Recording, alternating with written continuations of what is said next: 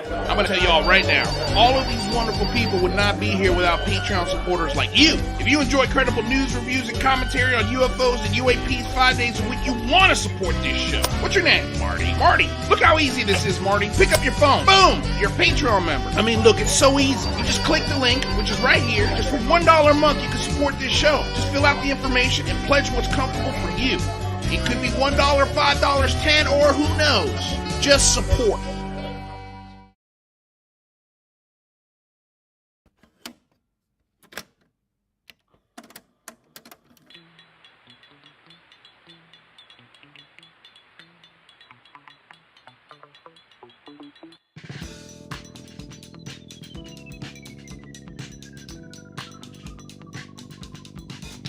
Hello, good morning, good evening, good day, good afternoon, and aloha.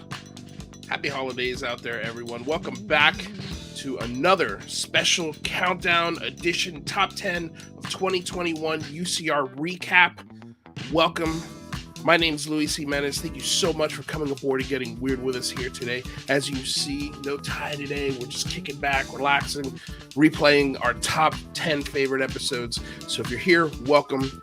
So happy you're here joining us, catching up on some episodes that maybe you have or haven't seen. I'll be active with you guys in the chat. Not much to talk about today because today we have a replay of Red Panda Koala, who does really awesome documentary films on YouTube. His link is in the description below. So if you've never looked at his films, I highly recommend going there because they really lay out this whole UFO story from the 40s all the way to present day. If you're new to the subject, it's especially enlightening. So go check it out if you haven't seen it already. Before we do that, though, I want to make sure that I remind you guys that this show is available as soon as it's done airing today on iTunes and Spotify. Just look for Unidentified Celebrity Review and you should come across our show. Please leave us a rate and review. It is helping us grow the podcast in leaps and bounds. Every month we break records. So thank you guys so much for leaving the rate and reviews. It's really helping. Also, please consider joining our Patreon. For as little as $1 a month, you can support UCR here. Remember, we are a public access channel. We're supported by viewers like you. So every dollar that you can spare helps the channel grow. Also, we've got super chats open. So if you got a dying question that needs to be answered, please consider leaving a super chat. We'll definitely answer it. And let's see what else. Nothing's hidden behind a paywall. So if you can't contribute in those ways, don't sweat it. Just leave us a like, share, subscribe. That's more than enough. Help us beat this YouTube algorithm. And then last but not least, I want to thank the moderators. You guys are awesome. Aaron Desario, Tina Tomaszewski, you guys are always kicking it and keeping it cool in the chat. So I truly appreciate it. And yeah, check out the links below. We got merch store, we've got KGRADB. All of our shows are there, and we stream there live every Friday from 1 to 3 p.m. Pacific Standard Time. And that's it for me, you guys. I'm going to shut up. I'm going to play this interview that is incredibly wonderful. One of my favorite interviews of the year. So enjoy Red Panda Koala.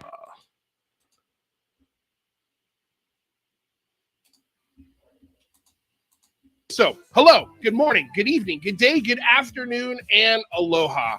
Welcome back to another episode of the Unidentified Celebrity Review, your home news commentary on everything UAP and UFO. My name's Luis Jimenez. My co-host Michael Mataluni and Rather Be Squidding are here along for the ride. Before we get started, let's pay some bills. Of course, I want to remind you guys we have a podcast. Check it out on Spotify, iTunes. We have a Patreon. You can support for as little as $1 a month, up to $500,000 a month if you've got the guts. It's a real thing. Go check it out. And the beautiful thing about the Patreon is you don't have to be a member to get every single show that we do. You're just doing it because you love to support us. And so if you do so, we truly appreciate it. Of course, super chats are open. If you've got a burning question that you want answered, please consider using the super chat. It's a great way for us to get our attention. Don't forget to like, share, subscribe, ring the bell. That way you are notified every time we have a new show come out. Want to say thank you to the sponsor, BlueMarlinChronicles.com, purveyors of the world's finest fishing tackle since 1995. Want to say thank you to DOS Tapes. They provide all of the tunes that you hear on the show. Their Bandcamp link is in the description below. And of course, check out the merch store. We've got a merch store, and our link trees here is all in the description below. Include link to Red Panda Koala's YouTube channel. So with all of that out of the way, let's bring on our guest, shall we? Absolutely. Yes, are you guys getting is it choppy on your end, or is it just me over here? I think it might be Lou. You might have a little bit of a connection issue there. Do I have a connection issue? Can you guys hear me? Yeah, we can hear you, but it's kind of choppy, and I thought it was maybe me, but it was coming in and out. Alex Melius is backing me and Mike up here. Okay, all right. Oh, it is you. Okay. My internet's been a little squirrely today, which is weird. It's not horrible. It's not horrible. It's doable. It's doable. We'll work it out. Doable. In the meantime, as we work it out, we'll look at NeuroStream. NeuroStream with a 49. Your internet with that, Lou. Yeah, I'm going to fix my internet with that donation. Can you get fiber optic? Can we use that to get you some fiber optic? I'm in my building, probably not, but probably not. Know, all right. Well, someday we'll see. Anyway, in the meantime, let's bring in our amazing guest today. This gentleman goes by Red Panda Koala. He makes UFO documentaries on YouTube designed specifically to help folks who are new to the subject. Give them some real data. Help them understand the context. Hey, thanks for having me, guys. Excited to be here. Dude, great to have you. I'm sure people are excited to have a face with the voice. Yep. Yeah, a face. Yeah. We're not going to get a name today. Yep. we're just sticking with Red. But it is cool because he hit me up a couple days ago and he's like, I'm ready to do a show. I'm ready, and I want you guys to be the first show that I ever do. So why us? What did we do? Why did you choose this channel of all of them? I feel like we're all like kind of new to this like game, and I like what you guys have here. I like the chemistry between you three and your guest, and seems very like welcoming and opening and stuff. So I was down. And we've already got a relationship because we are both guitar lovers. I can tell. Oh yeah, Ooh, there, that side. Hell yeah. And I say I do love the animal pseudonames too. I'm a big fan. Yeah, see, exactly. this day and age, with the internet.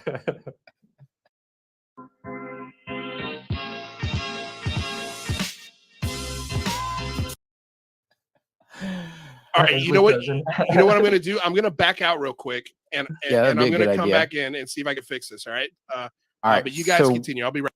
Yeah. So while Lou does that, Red Panda, why don't we go ahead and dig in here? I'd love to know what got you started. How long have you been interested in this topic, and then what actually prompted you to launch the YouTube channel? Sure. Yeah. So I'm actually like fairly new to this whole thing. As a child, I remember listening to Coast to Coast with my parents on like long trips, but it was never like they were super into it or anything. And then it was really the 2017 New York Times article and stuff. I saw that on the news, and then I was like, to me, it was like the beginning of Arrival or something. Like I was like, holy shit! Like they're talking about this on like mainstream media, like the Fravor interview and the Lou Elizondo interview, and like I wasn't completely convinced that it was like aliens or UFOs or whatever. Like. But I did want to talk about it, and like no one I couldn't really talk about it with anyone because like no one was interested, which I still think is like really weird. So a little bit before that though, I would already started to like want to do a Cold War history channel, and then like when I was like saving up to get a computer because I graduated in 2016, so I was saving up to get a computer, and then like right around the time I was like finally had like the money ready to go, like that's when the New York Times article dropped, and then. So that's when I did like my deep dive into like UFOs and stuff like that. And then I was just basically like, there's so much information here. And it's like, most people don't have the time to like watch like a podcast or read a book, you know what I mean? But it's there. Like people just don't like read it. So I figured like the best thing I could do is like get the best pieces of information that I could, like put it all packaged really like fine. And then hopefully that'll like give people like a crash course starter. And like I've had some good feedback from some people. Like my videos are like constantly like I'm learning more about like how to edit and stuff, right? Because I didn't really know how to edit or anything. But I've had people tell me like, oh, they've learned a lot, and it's like a good like starting point from somebody who like has no knowledge of anything. Mm-hmm. So that's basically like how I got into it. How long does it take you to put together one of your films? I know Colaris was a 3-part thing, so that probably took a lot longer. But the beautiful thing is unlike the show, you're more quality than quantity. Whereas we're pumping out a show 5 days a week, so and we don't edit anymore. But I know your pain as far as editing is concerned. It's time consuming. It's a lot of work. It's kind of why we started doing live shows, because I was like, I don't want to edit anymore. How long does it usually take? Yeah. The one I just dropped, which is about the 1956 movie UFO Unidentified Flying Objects, that one was like over 100 hours, like probably like 110 hours. When you like, because I'm like, I have to do all the research, I have to like collect all the data points, and then I have to like organize them into a script that flows. And then this one was actually kind of like ambitious for me, because like it had multiple characters and like multiple like plot lines and like character development, if you even will, like amongst the people. So I had to like introduce characters, have it pay off later, this, all that. So like organize the script and then find clips that like relate, and then record, and then just constantly like re-listening to it and like fixing little edits here and there. So yeah, it takes forever, but it's fun. It's worth it. It's rewarding when it's done. Are you a film student? No. Is that something you're interested in? But yeah, I'm interested in it. Yeah, especially with all this stuff. Like, who knows where this stuff could go? Well, I tell you, your research is awesome. Absolutely awesome. I think that's what makes your videos, is the research. I mean, obviously you can't, it would be cool if you had your own film crew and you could get your own stock footage and sort of put computer effects to it. But you're borrowing from offline, which is fine. I mean, I think the quality of the research is what really shines in your videos, man. I genuinely and thoroughly enjoy it. What inspired you to start this channel if you're not a film student? Oh, well, we kind of talked a little bit when you're fixing your internet, but I originally wanted to start. I do like documentaries and I do like film. I just didn't go to school for it. Right. But I would like love history. Like I'm a huge history like nerd basically. So I wanted to do originally a Cold War history channel. And what I liked about that was like, or what I find interesting about the Cold War is just like how it's just like the entire globe is like affected in like so many years. And then like when I learned about UFO stuff, it was almost like another layer on top of that. So it was just kind of like a perfect like timing mesh. And then I was like, oh, well, this is actually kind of like, it's cool history, but it's also like relevant and important to today. Like, you know what I mean? Like people need to learn about this stuff so we could have more informed discussions. Or a rewarding thing for me was when Kurt from Theory of Everything, he like watched my Tom DeLonge videos beforehand, so he was able to like have some kind of background, context. Like even so that kind of stuff I feel like it's important and rewarding. So absolutely, man. I think you know your videos are very accessible for people who don't know much about the topic, but I think that they're very useful and very informative to people who know a lot too. You know, you're touching on topics that aren't very well covered by, or not very well known by, you know, other media entities and other YouTube channels and stuff. And I'm kind of curious, how do you find these like Colaris and these kind of hidden incidents? How do you come up with these touching on cool things? I want to like when I make my videos, because like I feel like a lot of the stuff like you'll see on mainstream media or whatever, it's kind of like geared towards like the general population. So like what you're saying earlier, I do try and make it like a little bit level above for people who are like don't really need to be convinced that UFOs are real, but like they actually want like more in depth, so like almost in between like a book and that documentary that's like designed for the general population.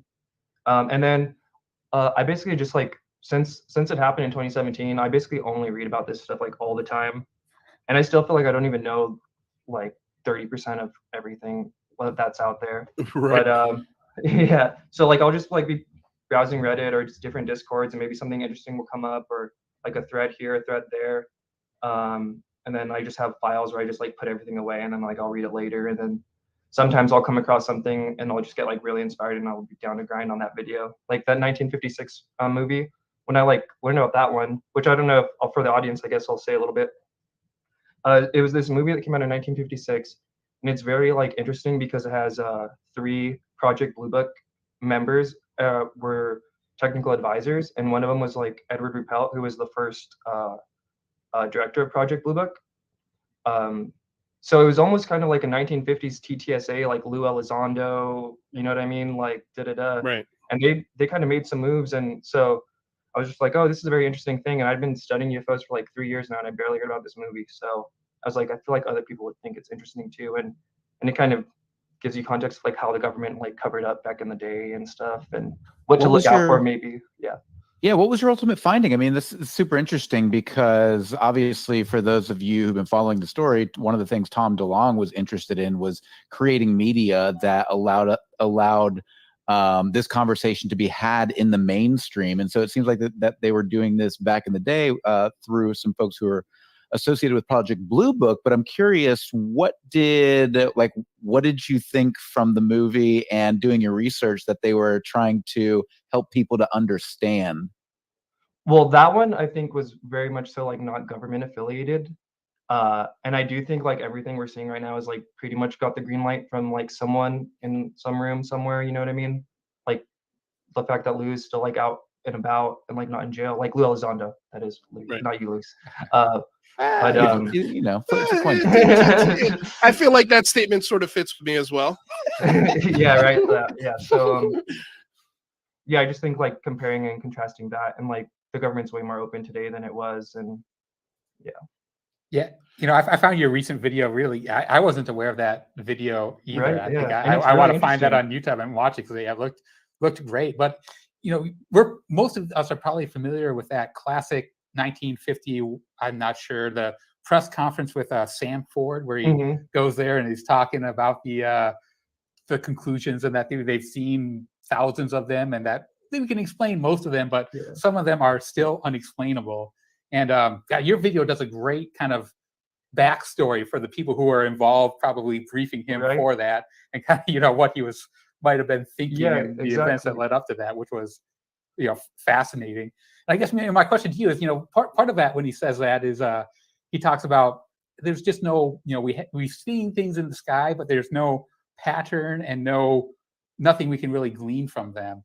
And I watched that and I think, oh man, is history going to repeat itself? Right? Is that Doesn't it sound where like this is all gonna land again? And I wonder what your thoughts on that. Do you think and that would have we'll been get more 70 than a years press ago. conference like that? Yeah. I think we'll probably get more. I think what you guys kind of like lay out on your shows, kind of the pathway I think it's gonna lay out is more and more senators are gonna talk about it, and then eventually congressional hearings, then eventually like the president's gonna sign something that says like, oh, you could break whatever NDA, we won't put you in jail for like covering this up or whatever, and then probably gonna go to the UN. Uh, it just looks. I mean, they could pull the rug back out at any point, I think, but I think everything's just like the trajectory it's on is just. I don't think they could put the cat back in the bag. So we'll see So though.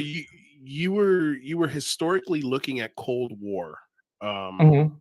movement, and so what was? I guess you went into that not thinking anything about the topic of UAP. So when you were going through these Cold War history files, what was it that caught your eye that made you go, "Oh shit, I got to start talking about this"? Well, no. So I was like preparing that channel, and then that's when the New York Times story broke. And then what I was Got saying. it. Oh, yeah, sorry, you weren't here for that. What I was saying earlier was like I was just basically like obsessed with this stuff, like still am, but like I had no one I could talk to Yeah. about it. And like if you try and have a conversation with someone and like you try and lay down the entire Tom DeLonge lore, why you should care about what this guy says, it's like Right. you look crazy and it's really awkward. And it's like Yeah. 30 minutes later. So I was like, oh, I just gotta get it all the information that I want, put it in a video, and then maybe Condense it. people will watch that, and then I could talk about it and not feel crazy. Got it. So Yeah, this is something and that you've does had an that interest work? in for a while. Yes, to a degree. I'm mostly friends online. I get to talk about it a lot with, but yeah, to a degree. And like in my Hey, comments Mike, and stuff, there's am I instant still comments. choppy here? Is my internet You're a still little suck? choppy. Yeah, you're a little All right. choppy still. Here's what I'm going to do. I'm going to restart my computer. So I'll be back Oh, in a couple shoot. minutes. I Okay. have no idea what the hell's going on. Sorry about that, but I'm glad that you guys are here. No worries. All right. No worries. No All worries. right. I'll be back. And yeah, go ahead. And while Lou does that, we'll talk about some things that he'll then come back and ask you Yeah, more exactly. We'll questions just go about over it after. again. Yeah, we'll just do that again. But it was fun. We're having fun. Yeah. So, Go ahead, brother. I have a question, kind of about where do you draw the line for like what you could report as fact? Like, would you report something like the Eric Davis memos as fact? I noticed that there's some of these things in here, like you mentioned in your recent video. I think Rappelt and the paper about the ET hypothesis that was maybe rumored to exist, but wasn't. It seems like that kind of Yeah, it seems like there's a lot of things that might kind of draw that line. I'm kind of curious where you. I try and yourself. like always kind of like cushion it with like the opposite side or something. So I guess for an example of that one, like one of the more woo-woo things I did was I did like a Nino Kulagina, who was this like Soviet alleged telekinesis lady who like they actually studied. So like the entire time I like go over her life and stuff and the people involved with her life, I always say like this is according to them, like this is that, but it's like legitimate Soviet universities are putting this information out there. And I also coach it with like the saying like, oh, this could be disinfo, you know what I mean? Cold War classic disinfo, but all the people involved in that case said it was real.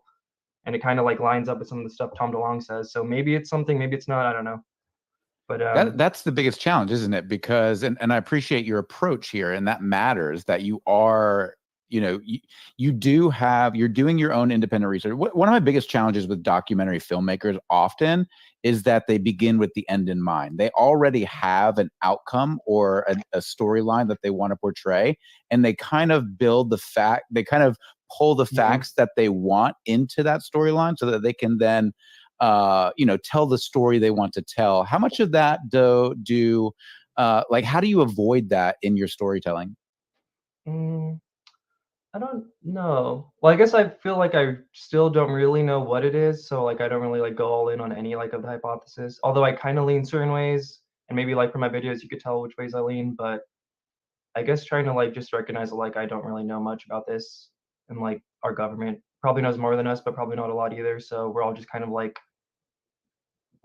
children, I guess, with this subject. Like, got to take it all in, and hopefully we'll get somewhere right. But I don't know. So your bias is I don't know. So that actually helps. I'm the same way, man. I really try to approach the subject from I don't know what the hell is the truth. I'm always trying to understand it from as many angles as possible without creating any sort of, this is the way it is, and I'm gonna find whatever I can figure out, or invite only the guests who can exactly. Tell me what I want to hear. I think it's a bad approach.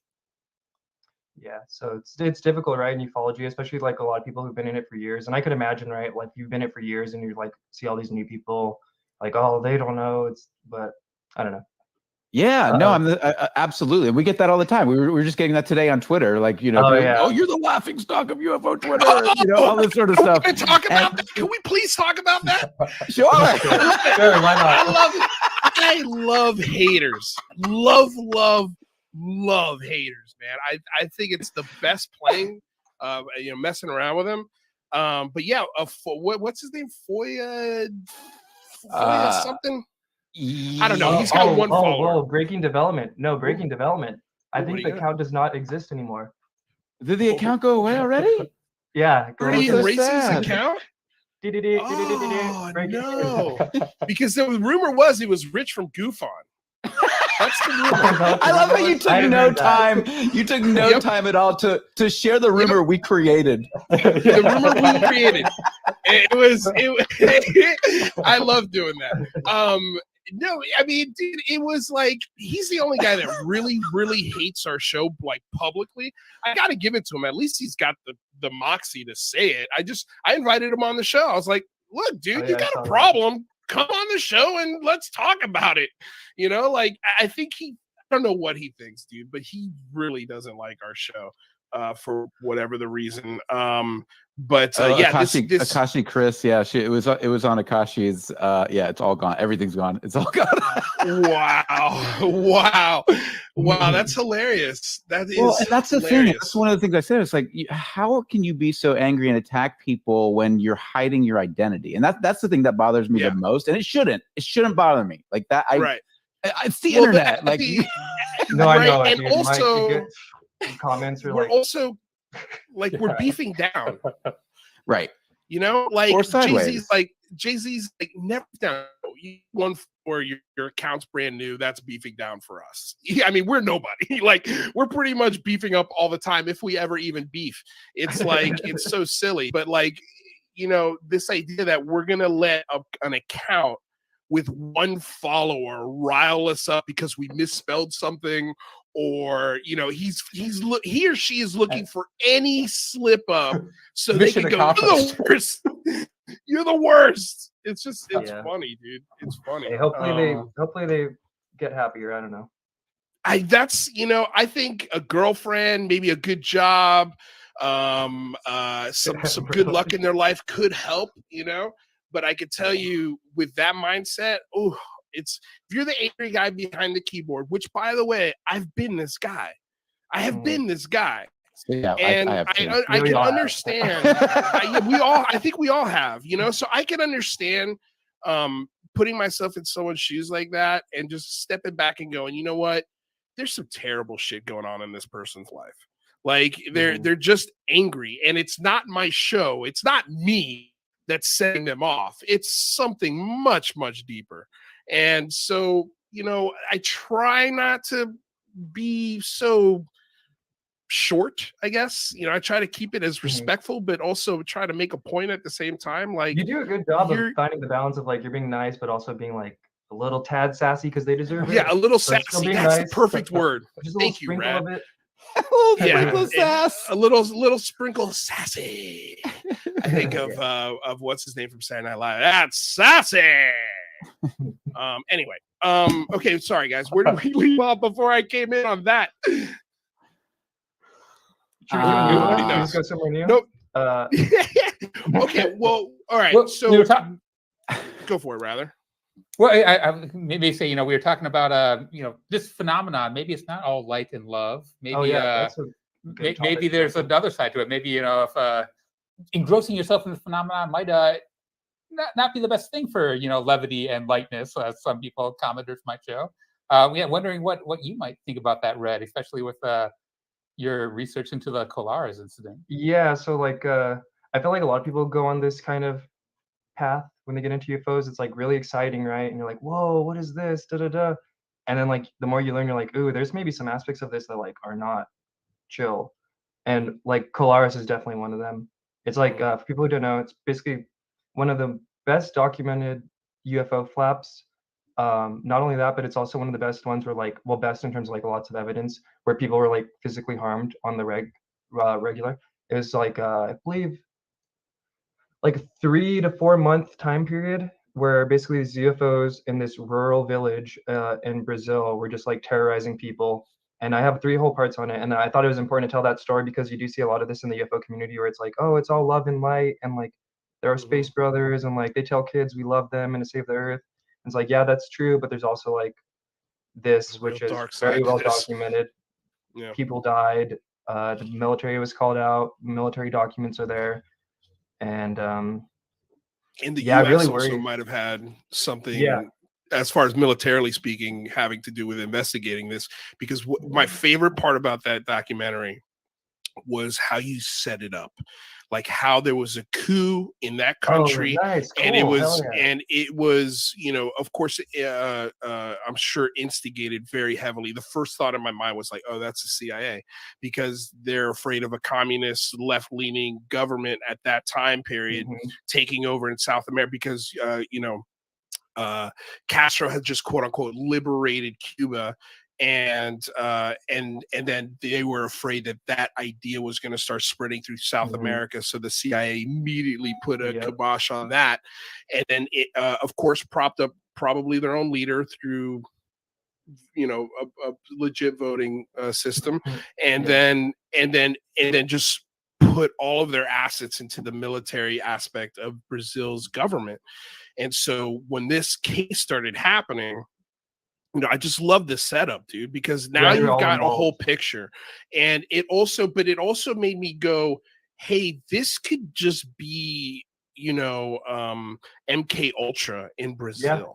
Like, where they're drugging up farmers in the middle of nowhere, putting them in a room, bunch of weird shit, and take blood, taking injections, who knows, maybe even exposing them to radiation, and then dropping them off in the jungle again, because why not? Who's going to believe these people? And so, I mean, of course, that's not what I think happened. That's even that is a stretch, but the way you set it up, at least it paints the picture. Hey, the U.S. had a presence here, and not just the U.S., the CIA specifically. Right. And this is 1976 and 77, right? This flap was going I think down. 77, 78, but 78 right around there, late 70s, yeah. So this is right in that wheelhouse as far as the CIA doing really shady shit. And I get some of my like Cold War like vibes out there. But I'm glad you like that, because sometimes I worry because some people are like, what? This has nothing to do with UFOs. What? UFO stuff starts at this time, skip everything else. But so that's cool. You liked it. Dude, I get to play you with like prefaced music it and like really the time nicely. periods. That's what I like about like I go to all these different countries and music and time periods and like get to just really like while I'm researching it, I like really just feel like I like live in this area. Yeah. No, that's cool, dude. Mikey, I know you've got to go soon. What's how are you looking? Yeah, I gotta pop out in about 5 minutes or so. No worries, Okay, Mike. cool. Well, did you have any questions before you get out of here? Well, I am curious. John Brusso asked a Sorry to cut super you chat off, here, and brother. I'm quite curious about this. What your thoughts are on this Red Panda? What do you think about Bob Lazar? Jimmy Church was debunking him the other night with Christina. Do you have any thoughts about? Have you dug into Bob Lazar's claims? So I've dug into Bob. If people look at my like first video, my little intro vid, I even have Bob Lazar in there, and that's when it's like, I don't know. Like I was like super hardcore Team Lazar when I first get in, right? And then Isn't everybody? It's so funny because you mentioned that because it's like 2017 is where so many of us, like I was interested in UFOs as a kid and then I got off it for a while and then it wasn't until 2017 that I was like, holy shit, time to listen to this again. Then everyone goes to Joe Rogan and listens to Bob Lazar, then they listen to David Fravor.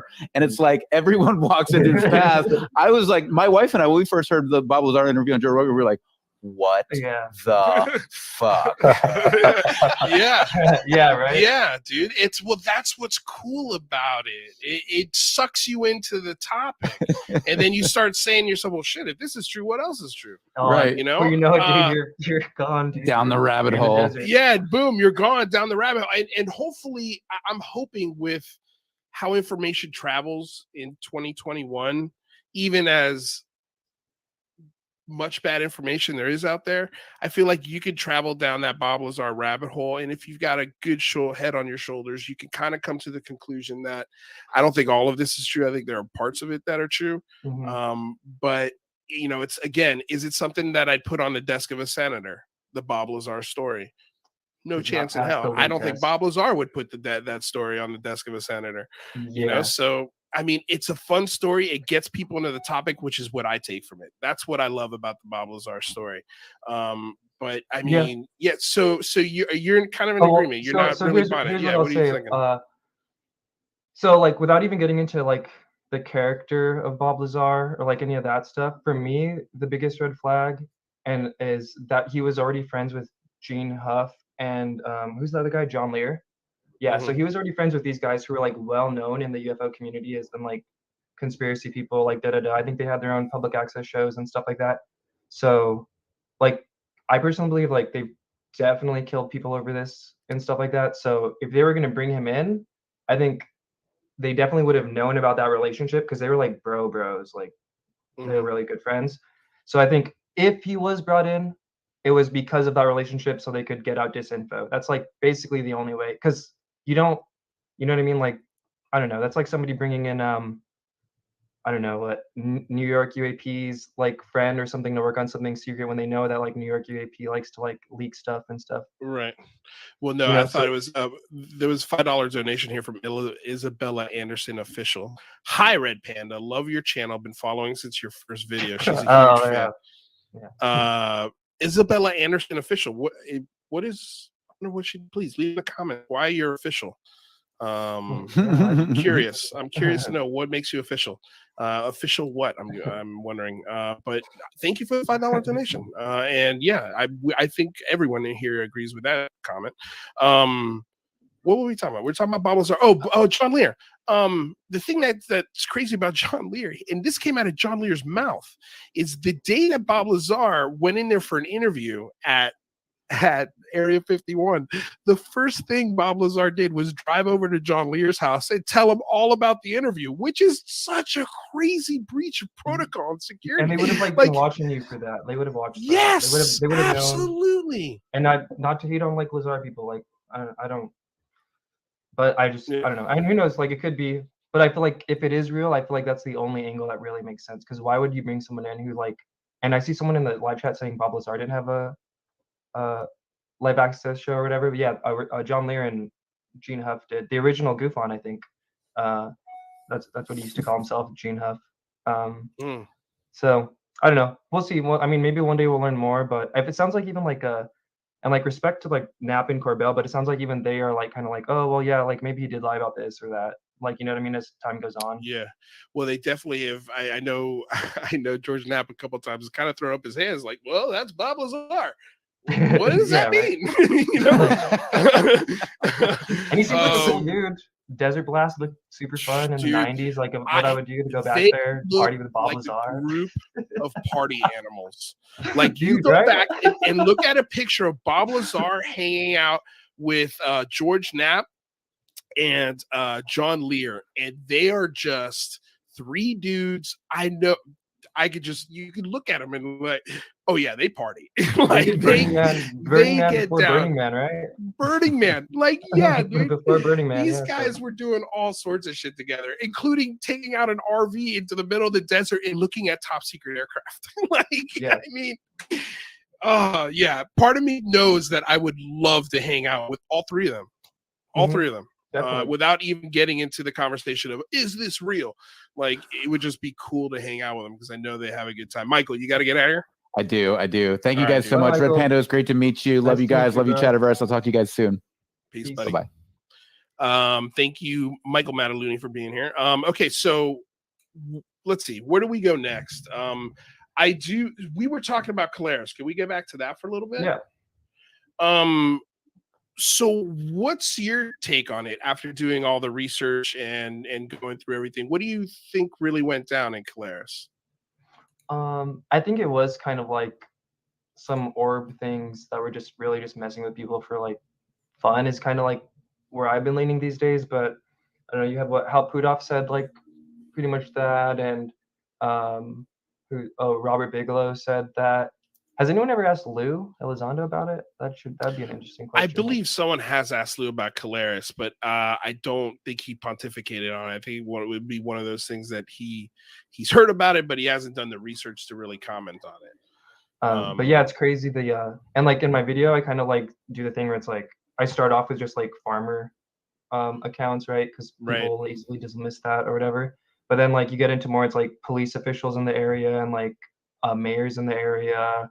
All reported the same thing, doctors, and then the military came out and it was that too. And city councilors too were in the newspaper quoted talking about this whole flap and stuff like that. So it's pretty well documented, pretty scary, pretty crazy.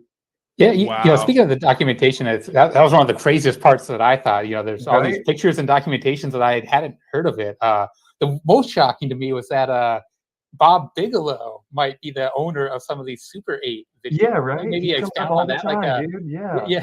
Where do those rumors come from? And you believe that? You know what? I honestly don't remember where exactly. Oh no, I think he like went down. Oh, that was what it was.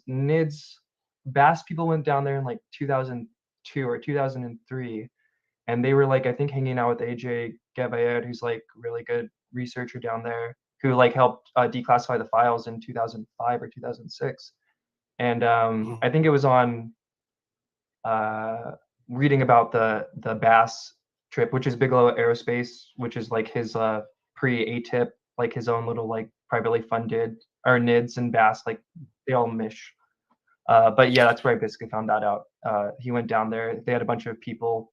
I actually think one of the people who went down might have been involved in the Tic Tac incident, if I recall correctly, randomly.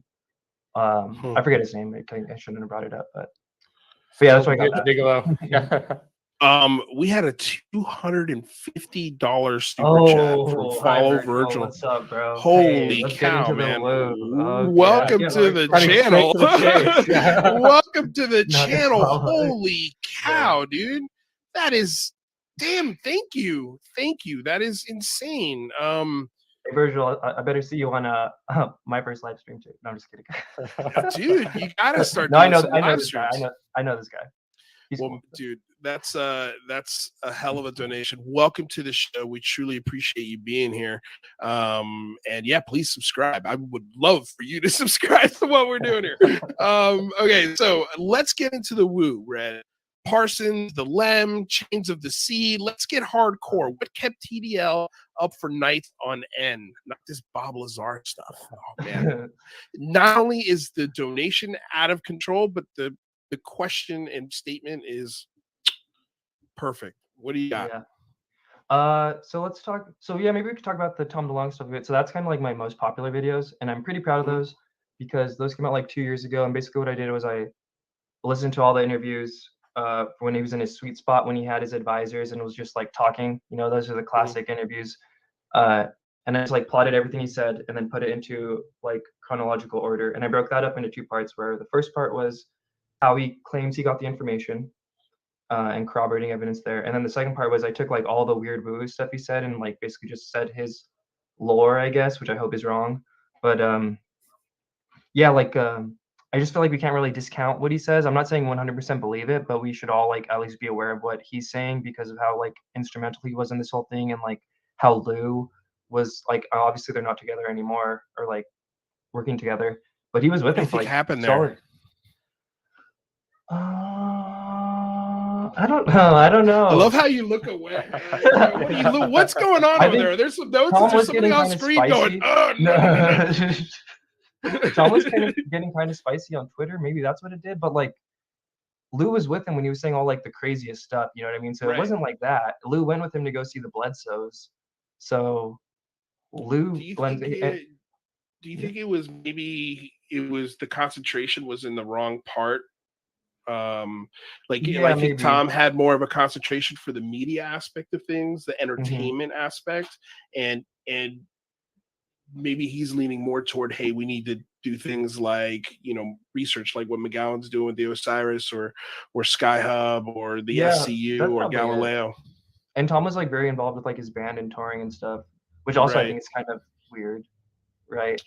That makes me think it's kind of doomer. Like, I feel like he's trying to like savor as much of the pre-disclosure world as he can, because like who knows? Who knows? What's like, look at COVID, bro. Like, without getting too like into it or anything, but there's definitely like a pre-COVID and post-COVID world, and like we didn't really realize it when we had it. So I think he kind of knows that once all this stuff is out there, that it might change things a bit. So I think maybe that's why. I don't know, but we'll see. Yeah. Well, yeah. Can you maybe expound on what you think kept Tom DeLonge up for? Okay, so what do I think kept Tom DeLonge up for 3 days straight? So I've thought about this a lot. So he was already in that position, so he had already like known a lot, in my opinion. So I think some of the more doomery stuff he would have already known. For example, like human mutilations, which are, you know, not a lot of people talk about it. But if I was a betting man, I'd say probably true. So I think he would have already known about that, right? So it's something more than that. So what could they have told him? So I think it had something to do with the fact that like if you have certain knowledge or something, you are on their radar or something like that. Something that he was given this information and then immediately he was like looking around. So maybe did that, or maybe they told him something like they walk among us like all the time, like, or I don't know, something like that. Something. I think something. Well, first, real quick, Haley Massbrook with a $2.99 super sticker. Thank you so much, my lady. Truly appreciate it. And then we had another a $10 nice thing to say for Red here from Courage First. Thank you so much for the donation. From November 29th, 2018, Red Panda Koala has been producing great content, educational, informative. Enjoy the show. So man, you've got a lot of fans out here, like hardcore fans that absolutely love you. Red has the most accessible video content. Yeah, I love it, man. I love it. These are new fans, new people to our show, and you know, we're so happy that you chose this show to be the first one to come out and start talking to people. Yeah, I was excited. Sam does my thumbnails, by the way. That's why he did that. So right on. He's a good designer. Perfect guest for the show. Dope video thumbnails too. Well, dude, that's awesome. He plugged himself. Hilarious. Love it. What do you think, Rather? So you seem to have had a little bit of an existential crisis after seeing the Tom DeLonge videos. Yeah. You know, I really enjoyed it, and I thought that, you know, connected some dots that I, you know, hadn't connected. And you know, you always hear people talk about, can the public handle it? And you know, my assumption is always, yeah, of course we can. You know, it's not nothing that crazy. But you know, your video kind of exactly right. And what if it was something like we are an experiment, and if society knew the truth, the aliens would come and just, you know, throw us in the autoclave, you know, sterilize us and start again. And what Red? If you had an alien came, knocked on your door and said, "Hey, this is a secret truth. If everyone knew, we're gonna have to kill you all." I'd flip probably, right? Wouldn't you guys? Would you? Would you still? Wouldn't you? What would you? Would you I tell thought everybody? if they were like, yo, if you continue down this path, like we're just gonna end all humanity, and then I'd be like, oh yeah, those are all fake. I was bamboozled.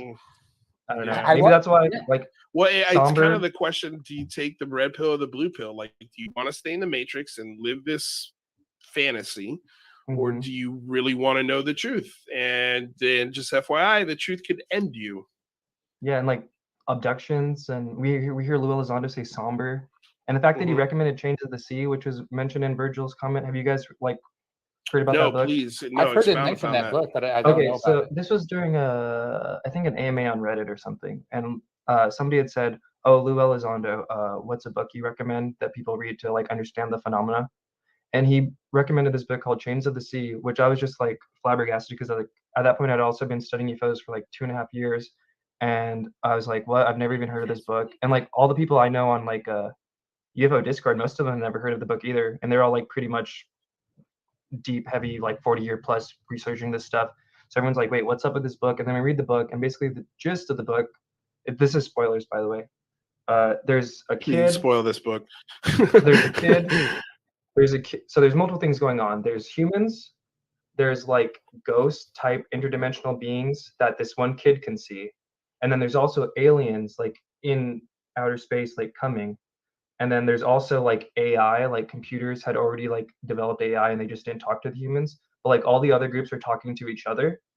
And then the boy could see it. Yeah. And then the boy could see the interdimensional beings or whatever. So the interdimensional beings, the human created AI, and the aliens are basically all talking to each other. And I'm pretty sure the book ends with like the world ending and like them basically saying like humans are bad and like not even a word to us about it. So it's like, Lou, like, why you gotta recommend this book, bro? And then he did clarify. He was like, oh well, like I think he says something like, don't basically like don't doom too hard about it. It was just a book to like make you think about this or that. But I'm like, Lou, there's Right. like a lot of other books that have like interdimensional beings and AI that don't end with like humanity dying, bro. Like what? Why you gotta do that to us? But I mean, what if it is bad? Like I think abductions are probably real, human mutilations are real. So like, how do you? Is it better to know or not? You know? Yeah, Yeah. I mean, it's just it almost feels like though if you're abducting people and you're mutilating things, it feels like ego. Maybe, or Like maybe we you'd don't. have to have an ego to do those things, right? Because especially with the mutilations, like they are displayed for it is a show every time they find one of these mutilated cows like that. They're showing off. Well, Mhm. yeah, I mean, I think about you going out and taking a flower and plucking it apart, or Yep. mutilating a leaf and throwing it on the ground. Maybe they just Right. give it no That's what I thought at think too. all. It's like I talk all this crap on human mutilations. Is like I have no problem like eating hamburgers and like cows are sentient and like have friends and Right. stuff like that. So who are we to be like? I think that's a bit the scariest thing is like humans learning like maybe something treats us the way we treat cows. Right. That's see, like that's scary. Like I feel like stuff like that would keep people up for 3 or 4 days. Like how do you if you've at least if somebody confirms that for you, right? We're just Mhm. speculating it. And even speculating it is terrifying. And I think would Mhm. be even more terrifying is maybe that these 4 different entities, and maybe there's even more on top of that, like they all have just like Earth, different factions, different philosophies, different ways of thinking, And that's what I'm and hoping. well, yeah, I guess because that means that there is an Adolf Hitler of interdimensional something, and they want to see everything one way. They want blonde hair and blue eyes across the entire galaxy. And then on the opposite end of the spectrum, you've got the hippies from the 60s and Buddhism, or meditation, looking out for your neighbor, things Yep. like that. It's just, can you imagine if these things were arguing like we're arguing here on our planet? And it's like, okay, who's gonna grow up here? Like what's happening? I can't just it's hard for me to fathom that an intelligence of that magnitude be so violent and flippant, Right. or like tear belief. Like you said that, rather, I'm like, yeah, God, that is just awful. I was like, you're just destroying something, you're consuming something. that is sentient in a cow or even a fish or dolphins in some part of this world, whales. People eat dogs in some parts of the world. Like that's terrifying. If the thing that's greater than us is almost exactly like us as far as the ego. And Somber, you talked to Lou, so what do you think? What did Lou say behind the camera? Well, he took off his mask and revealed Susan Goff. Yeah. Whoa, plot twist. Yeah, no, yeah, man, what I've tried to do with Lou, and because I'm not a journalist, right? Like hard hitting questions. If we come up with a good one, I will ask it if it's respectful and it fits in the right spot. But like what I've tried to do is humanize him, is show people that, look, yes, he's in the government. Yes, he's a counterintelligence specialist. Yes, he's worked for some scary 3-letter agencies and is visited prisons in parts of the world where some shady shit's gone down. But like, so I try to humanize him. So people including myself, try to erase the false flag narrative, this evil element that everyone within our government is evil and they're looking to control, and one world government and this and that. That's why I brought his dad on. Like, I want people to just understand, look, this is a human being who is raised by people who had parents, and what are his parents like, and what do his peers think about him, and what would they say about him? Like, I would love to we haven't met anybody, I think, that has worked directly with Lou Elizondo other than like on an attorney-client level. Like, I would love to know who was in a firefight with Lou Elizondo. Will we ever meet that person? Like, that would be wonderful. Somebody who served with Lou and can speak to his character and what he does. Those are the things I'd really like to get into, because again, I want to humanize this story and not he's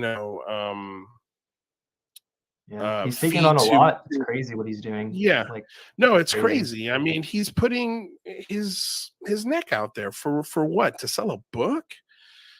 I don't think so. I mean, that's just like icing on the cake. I genuinely believe he's trying to help bring this subject out to the public in a way that they can digest, but also respect the institution that he served his whole life for, and that provided his family with a place to live and be free. Like, he's Cuban, and this idea that if they never came to this country, the opportunities that they would have been nothing. And if it wasn't for the United States, he wouldn't be able to do stuff like this. He wouldn't have been able to serve. He wouldn't have been able to pay back, that debt that he thinks he owes us. And so I think that's human. And I think, when people just put labels on humans, it's dangerous. It's hard. Like, I don't recommend doing that ever. And sometimes it's easy, and we're all guilty of it. But, I think that's what I try to do with Lou the most. What were you going to say, rather? Yeah, I mean, I think that Lou is trying to tell us the, one fact that we could probably all agree on, which is there's things going on in our sky that we don't know what they are. I don't think that Lou probably actually knows more than that. I don't know if the government knows more than that. And Red, I'd be curious to know or hear if you think the government has kind of a deeper knowledge. Well, I think, Lou even said that they have like crashed retrievals, right? Like in 2018 on Tucker. At that. The classic simply put yes. I think he defaults also to Hal Puthoff, because Hal's definitely said it. Well, and we kind of know that they do have, like, they probably consider that TTSA piece recovered materials in my summation, right? So I'm thinking maybe that's just what they're talking about potentially. Yeah. I think the government definitely knows a lot more, but probably not like a lot more than we do. But no, definitely a lot more, but not like everything. They're probably still so in the dark on this stuff, and like, and it's just, the whole thing is crazy. Like, why is Tom DeLonge even part of this story? It's like insane, but I don't know. Well, my favorite part. I think that's kind of my favorite part too. Topper Coots with the $50 donation. Thank you so damn much. All these newcomers to the show must be huge fans of you because they are bringing the support big time. Red Panda, research is on point. Push on with the deep dive. And yeah, we will, man. This is an awesome conversation. When I go into Tom DeLonge, like I can understand, the lure of, especially Hillary Clinton. She's so political. Any sort of thing she can use to elevate her popularity when she was running for president. I don't think this is how she planned it. I think the Tom DeLonge and the Lou Elizondo thing was supposed to happen after she became president. Yeah, and I think they say that, if I recall correctly, right? They say that, like, yeah, well, Stephen Bassett definitely said it. yeah, he definitely said that. Yeah, and I from a political aspect, I kind of like his hunch on this one, and I think you are right. I think somebody also within the administration, I believe it was John Podesta, if I remember correctly. Yeah, he's super into UFOs. Yeah, oh my God, it's him, John Podesta, Bill, and Hillary are all three of them are into UFOs. They've been into did, like, UFOs the Rockefeller initiative since the 90s, and right. Crazy. I mean, I'm he was definitely looking into this. this. That'd be something cool to FOIA. I doubt you'd get anywhere, but like the idea of like, I'd love to know what John Podesta and Bill Clinton were asking for, because they definitely asked for information on this topic, and I'm sure Hillary was included on those emails. But I could understand like a rock star being like, because Tom always says that he figured it out. He figured out what was going on, and that's what got him into the room of all these, in his words, 4-star generals and John Podesta and Hillary Clinton email chain.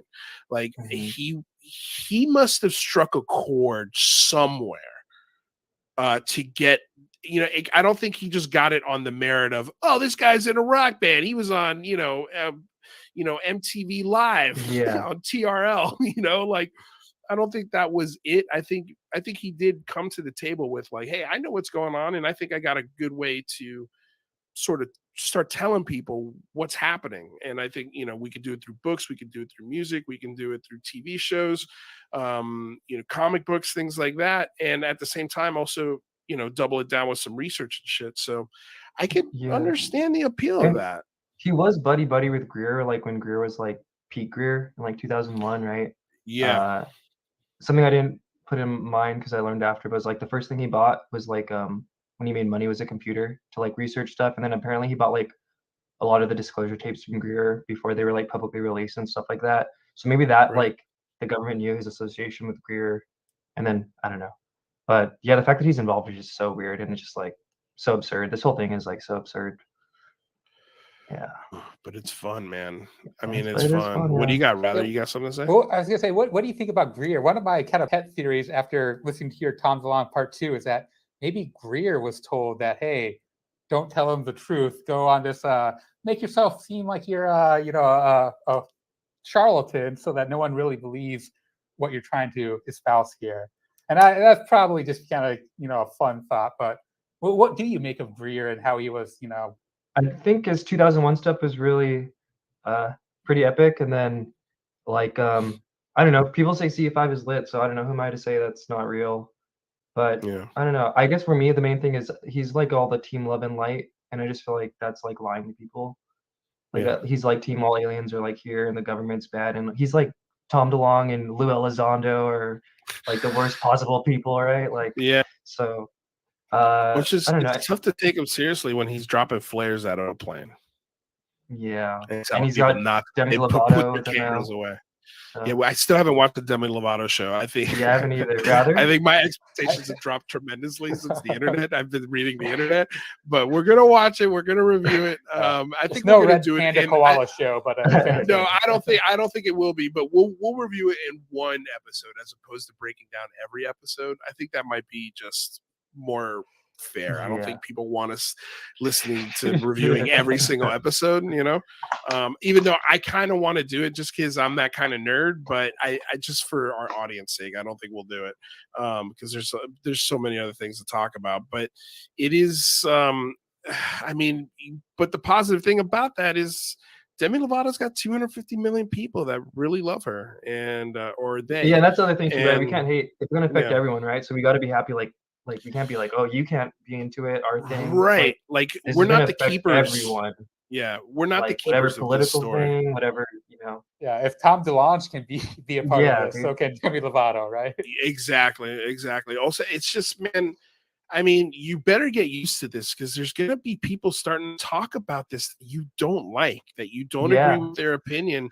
And we're not the keepers of this story. exactly. Like, we Yeah. just because, I mean, look, there are people that do stuff like this show that are infinitely more wise to all of the data out there than I am, and I'm in some cases more infinite and wise than some other people, and that are trying to do this for the first time. And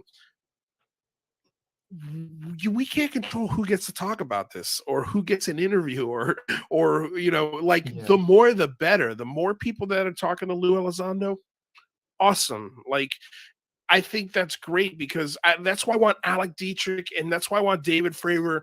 I know they're hesitant to talk about it more, but I think it's a missed opportunity because they can help destigmatize this.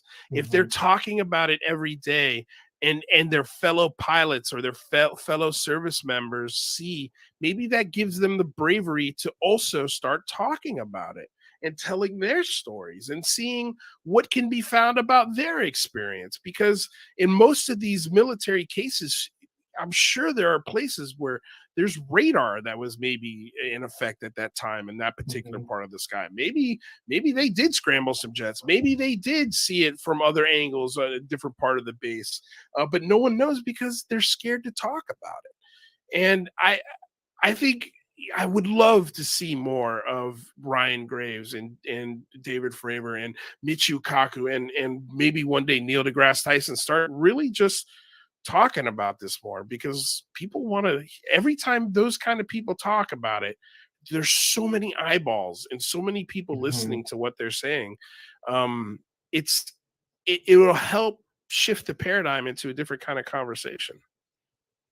Yeah, Gary everyone's Voorhees in gonna the be house, on by the it. way. Oh, hi, Gary. Yeah, I mean, these stars are people just like us. Exactly. I mean, that's a good point. Like, they're just as interested as we are.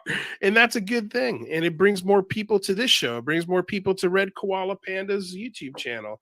It brings more people to the Debris for UAPX. Like, it's a good thing, man. We're just hoping that the good information is found before they get into a rabbit hole that maybe sends them into a dark place. That's sort of the danger. Okay, Then again, question. name me one other topic that you can't go into a deep, dark, ugly hole with. Pretty much every single topic. But yeah, what do you got? So let's just say hypothetically, like Tom Mhm. DeLonge lore is like 100% true, and they like Yeah. tell everyone that. What do you think happens with people? Like, how does society take it? Ooh. Now Like, I think about that, Cat M with a $20 super chat.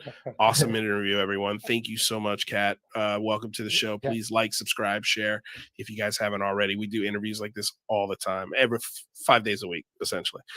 So be here. What do you got, rather? Well, I think it makes a big difference whether they're just told the truth or if the truth is somehow demonstrated to them, right? I think if it's just someone's telling them, all this truth, yeah, maybe that's my fear. 10%, Like, imagine a 20% modern day believe it. Colaris, like a Colaris with everyone with an iPhone. Like, Mm. I think it would set like the whole world into a panic. Is my opinion, but I don't know. Well, I mean, you could use Colaris as a perfect little slice of data when it comes to how people would react. Courage first with a $5 donation. Don't be afraid to see what you see. Ronald Reagan quote. Thank you. That's an awesome quote. I Big appreciate patron the of super mine. chat. Ronald Let me Reagan Courage is. first. No, Courage first. Red, But you mentioned that. But wait. I was going to say that because the way that village reacted was they stopped fishing. Yeah. They stopped farming Yeah. because they started huddling in groups and walking in groups around the town. They only had one priest, one doctor in town, and both of them at first were like, this is crazy, and then turns out, no, people are actually getting radiation burns. Like, this shit's happening. Something is happening. Something. And I also found it interesting that these fires were started sometimes from the ocean. That's the exact same thing that happened in Italy when that helicopter and the town of Italy was being set on fire by these beams being shot from the ocean.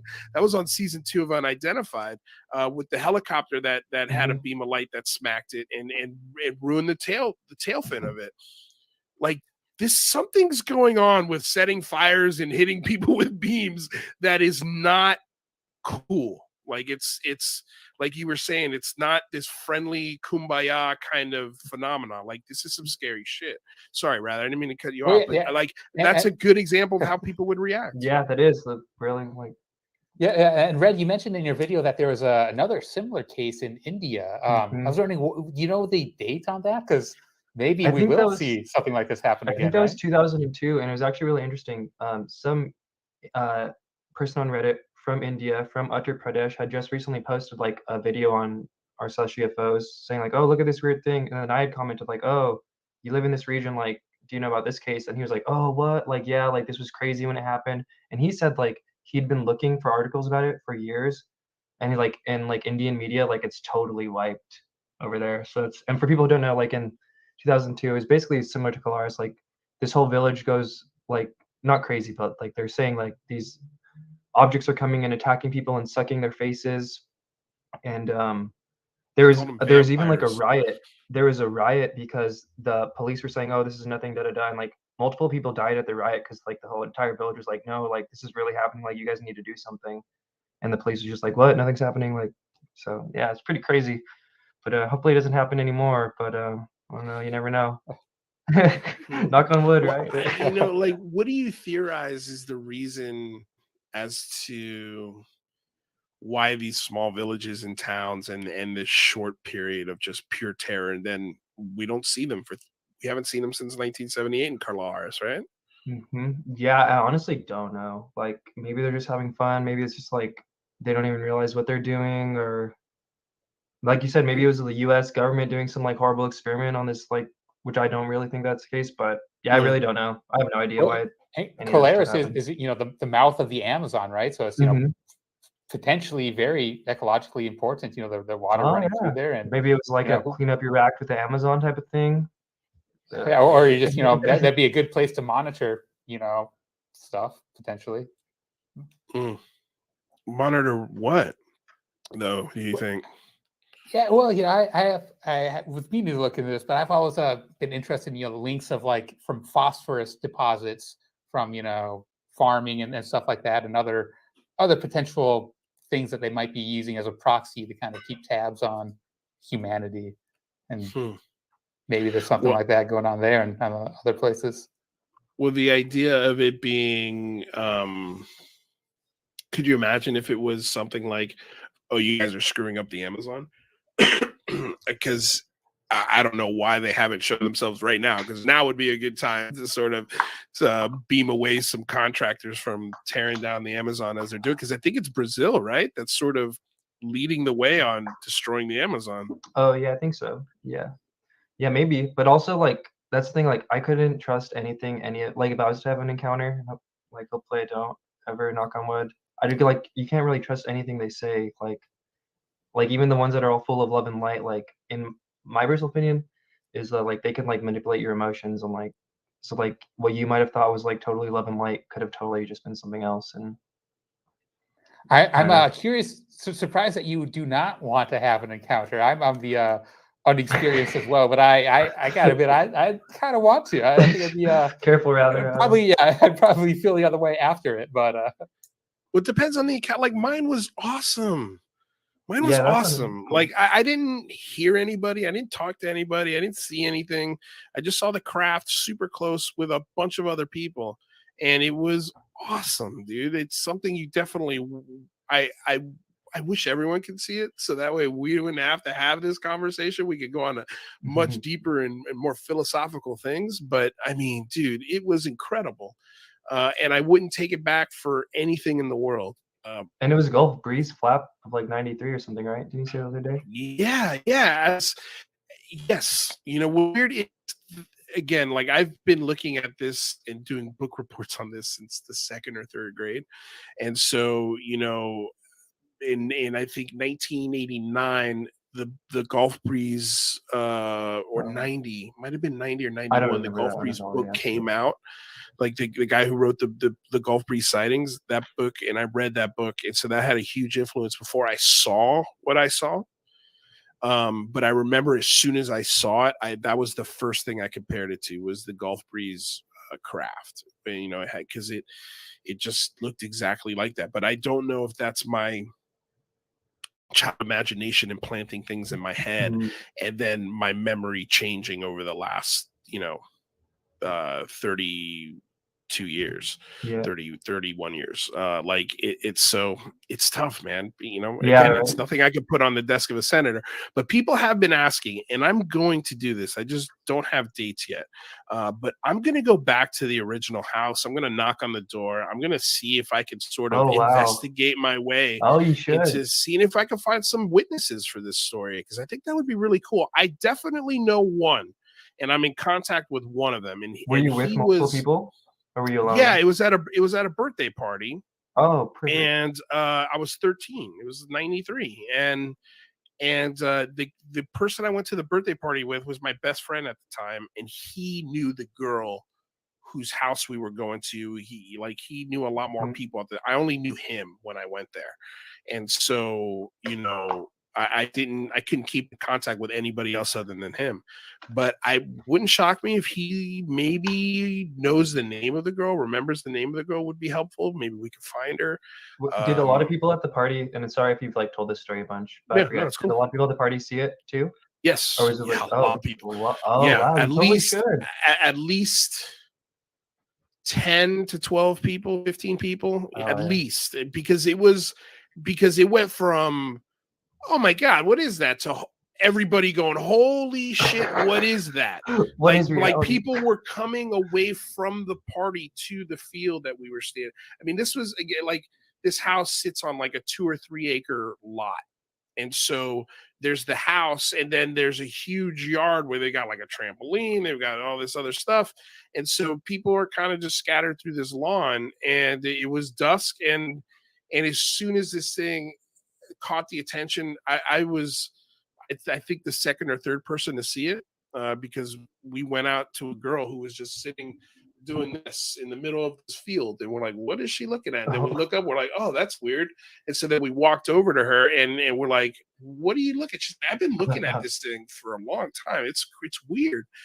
And then before I knew it, boom, it was like hovering above the field, you know, How far away? 300 yards, 400 yards Wow. at most. Like, it was close. You could see the lines on the Yeah, you gotta craft. You find could that see girl. portholes. Wow. Like, yeah, I mean, Dude, and that's she lives crazy. right around the corner from where my parents live, from where I visit every time I go. Oh, And the Jesus. last time I was there, I went down the road, and I just to sort of familiarize myself with the property again. And the farm, the fence line that this thing was sitting over, the farm where the cows used to be, is all houses now.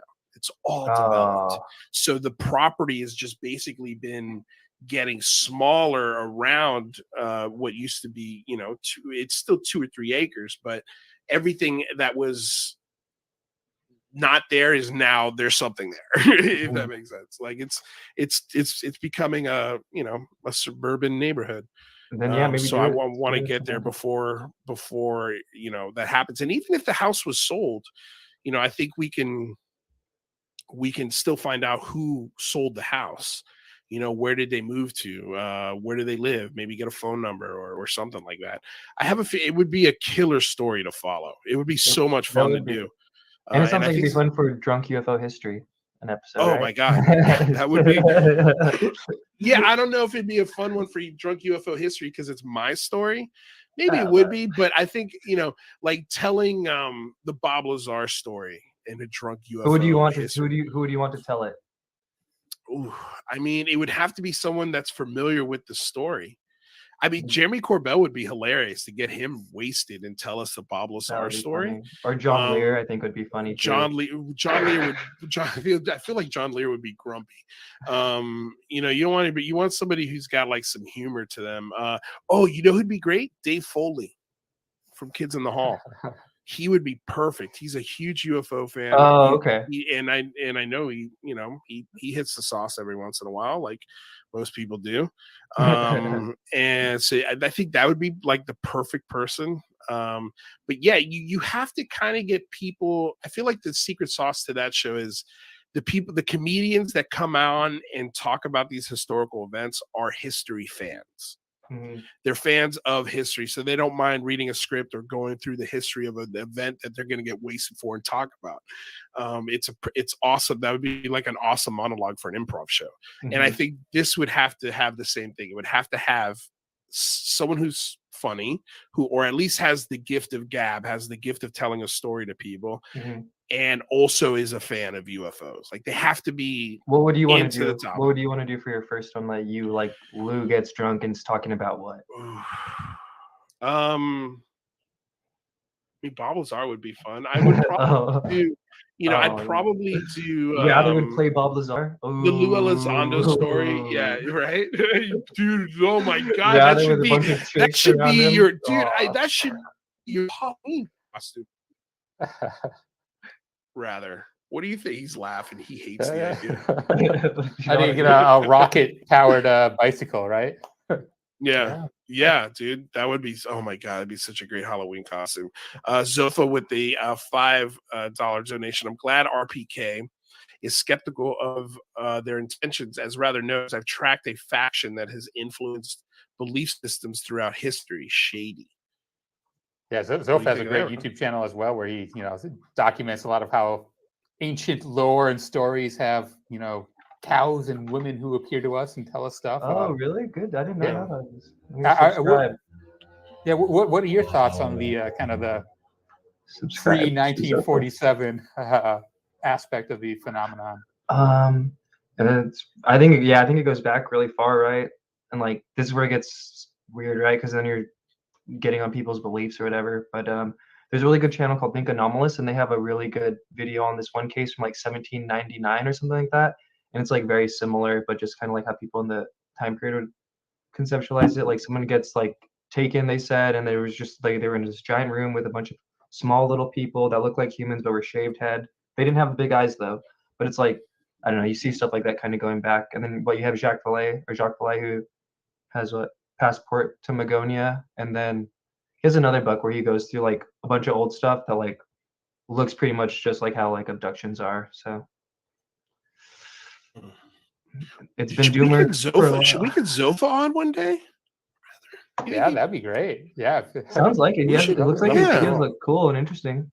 Dude, we should have him on. Dude, Zofa, you should come on. Hit up Rather. Let's set up a date. But sometime later this month, rather, probably like in the last week of October, if he'd like to come on. That'd be cool, man. We should definitely do that. There was a question here. Oh, Preston Paget. He keeps saying in our chat that Melinda Leslie is a fraud. Dude, like, I don't know if that's going to get you anywhere, man. Like, we'll see. I love you to death. We'll dig in. Yeah, tune in Friday. We're going to dig in. We're going to talk about it. We're going to ask the questions. We're going to preface the interview with, hey, we're going to have some tough questions for Melinda Leslie. She requested Mike to be. Has she ever been accused of flares? Or how is she a fraud? Well, I know she does a UFO tour. Right, where she charges, I think it's like $30 or $40 a tour, and they go out at night and they go on like a hayride or something. I could have that part of it wrong, but they basically go stargazing, and almost every time they go out, something is seen. It's in the Sedona area, and here's what I love about Melinda Leslie. The last time she was on our show with Richard Dolan, she just came with a bunch of research, a bunch of her work, and a lot of it seemed to make some sense, but she didn't have the whole show to just concentrate on her aspect of things. This is going to be a 2-hour show with just Melinda Leslie, and we're gonna ask her the question. I mean, she requested Mike to be on the show. No, Anybody she's a knows solid anything about this researcher. show? She's a solid researcher, She and has a really good breakdown of like the NIDS, BAS, TTSA, like all the. She has like a nice little graph that's like really easy to read of like. yeah, this no, person she was had this, that this, graph this, on her this. show. Yeah, yeah, and I was so blown that away. I've I'm come like, across. this is I'm like, awesome. Oh, that's cool. Mm-hmm. Yeah, no, and so like, yeah, dude, like, I don't know, like, and there's a difference between being a fraud and being mistaken, right? right. Who knows? We're gonna ask. Maybe she's right. Who knows? But Maybe MyLabs she's are right, pretty crazy. What do you guys think about that then? What do you guys think about MyLabs? See, well, that's what she's gonna come and talk about because I don't know a ton about MyLabs. So I'm that's why she's coming, because I want to get an education on the MyLabs thing. And I mean, what do you think? I used to like initially dismiss it, just like the logistics of it just sounds so crazy. Like what? Like the government is kidnapping people. But then I thought somebody had told me like, oh well, they only do it to people who they like already know are getting abducted all the time. So like it's almost like a double abduction because like they're trying to see like why is this person getting abducted. So then I was like, maybe that does kind of make sense, like in a sense, but just the logistics of it seem very like difficult. Right. It's almost like the Wilson Davis documents. Like, it's a cool story, but there's no way to prove it. There's just no way to prove it. So again, are we going to take these Wilson Davis documents and put them on the desk of a senator? Are we going to take this MyLab story and put it on the desk of a senator? I don't think so. Yeah, but I would say let's see if Melinda can sway my thinking on that. You're going to say what, rather? Yeah. Well, MyLab seems a lot more controversial than the Eric Davis document Wilson saying Davis, that right? There might be a secret program somewhere that they might be doing something, right? Like there's fair. No, that's fair. And we're gonna, I think, I'd love to ask Melinda if she's open to being wrong on this. I think that's a fair question, but let's listen to what she has to say before we just start bashing her. And be careful too, because I think she's like she says she's an experiencer of MyLabs, right? So like it's like what you guys are always, what we all have to deal with, right? Is walking that line of like being respectful, trying to listen. Yeah, it's a tough line. Courage first. Yeah, exactly. Courage first with a $10 donation. Cup of coffee for Rather. Oh, wake up, Rather. Wake up. And I think is what that comment is saying. Let's bring in a friend of the show, right? Because it's like cup of coffee for Rather. ... But let's bring in a friend of the show. I actually sent her the link late. She was supposed to be in here at the top of the hour. We just blew through the reset just because this conversation has been so much fun. But our friend, Texas researcher, friend of the show, UFO Jane. How are you, my lady? Hi, UFO Jane. Hey, Red Panda Koala. I don't know your real name. So mysterious. Still very mysterious. Although we got his face now. And by the way, you're giving Daniel Miller a run for best looking guy on UFO Twitter now. Daniel Miller, you just got some competition, buddy. You just got some competition. Look at it. Look at this stuff. Are you gonna start like showing up in your YouTube videos now that you I think I'll pulled probably off do a the Band-Aid? stream, and then I do want to try and go on maybe like other channels now. But I think for my like content that I do, I'll probably keep it like my voice only. Like documentary stuff. Well, yeah, I wouldn't change up whatever formula you have for your existing documentaries. I'm newer to your channel, but I watched the UFO Books one, and then I don't know what the title was, but so good. All the footage you get, and it's crazy. I just can't imagine how long it takes you to gather all of that. But that recent was 100 hours. That I believe it. I totally believe it. I would believe more hours if you told me. Yeah. Awesome. Yeah, dude, cool. Nice to meet you. We're just UFOing out over here. Well, let me ask you, Jane. You kind of came in on this MyLabs conversation. We're going to get to your, I guess it's a question, Pat Calabria, about Dan Aykroyd. How about Dan Aykroyd? I think for the drug history stuff. Yeah. Yeah. How about that's okay. Wow. Dan, you're right. Oh my Pat, God, he can drink Pat. his vodka, his Skull vodka. Maybe that can be a sponsor of the show. Oh, now you're thinking. Okay, now I'm thinking. Now I'm cooking with some fire here. You see, Just don't ever get channel- into the cattle mutilation topic, because isn't that the one that Dan Aykroyd said that when they investigated that topic, suddenly filming stopped on a series he was working on? That happens all the time in TV. It's a coincidence. You guys should get him on the show. That'd be oh my talk, god, right? no, that would be killer. I mean, I know he's going to be going on shows here soon because he's doing the Ghostbusters tour. I'm sure pretty soon. Nice. But yeah, I would kill to have Dan Aykroyd on the show. But I mean, that show that he was doing wasn't very popular. Shows get canceled all the time mid seasons. So as much as I'd love to believe Dan Aykroyd, like, have you heard like full interviews with Danny Aykroyd? He goes out there. He goes out. He's a believer. Man. He believes like all of Spears it. Ghosts. or something? Oh, I know. Well, he saw Men in Black, a Cadillac that Men in Black got into. While he was talking to Britney Spears on the phone. Oh, that's right. Yeah, it's a whole story. Which, I mean, Oh my God. Who knows? Like, Yeah, I mean, again, like the. what do you guys think about Men in Black? Well, okay, before we get to Men in Black, sorry. Dan Aykroyd completely threw us on a whole nother thing here. But thank you for the super chat, Calabria. Jane, I wanted to get your thoughts on Melinda Leslie and the My Labs thing, because we're going to have Melinda on Friday, and I love Melinda, but we had I don't think I have any thoughts. Preston Padgett is not a huge fan of Melinda Leslie, but I always love a female voice in this, and I think we need to just chill, gentlemen. Just be cool with the ladies. Yes, sometimes they have crazy stories, but I think the men have crazier stories. If you really want to get down, I don't think it's a gender brass thing. tacks. I don't think it's a gender thing either. I mean, the crazier stories I think would probably belong to the men, but that's actually kind of interesting about the Brazil case is they targeted women a lot in that. But anyway, what do you think of Melinda Leslie and her My Life? I don't. What is her accounts? Okay, so you're not familiar. All right, yeah. Or I'm blurry. What's your Maybe take on when My you. Labs in general? Yeah, I don't have any. Okay. What is? So she an abductee.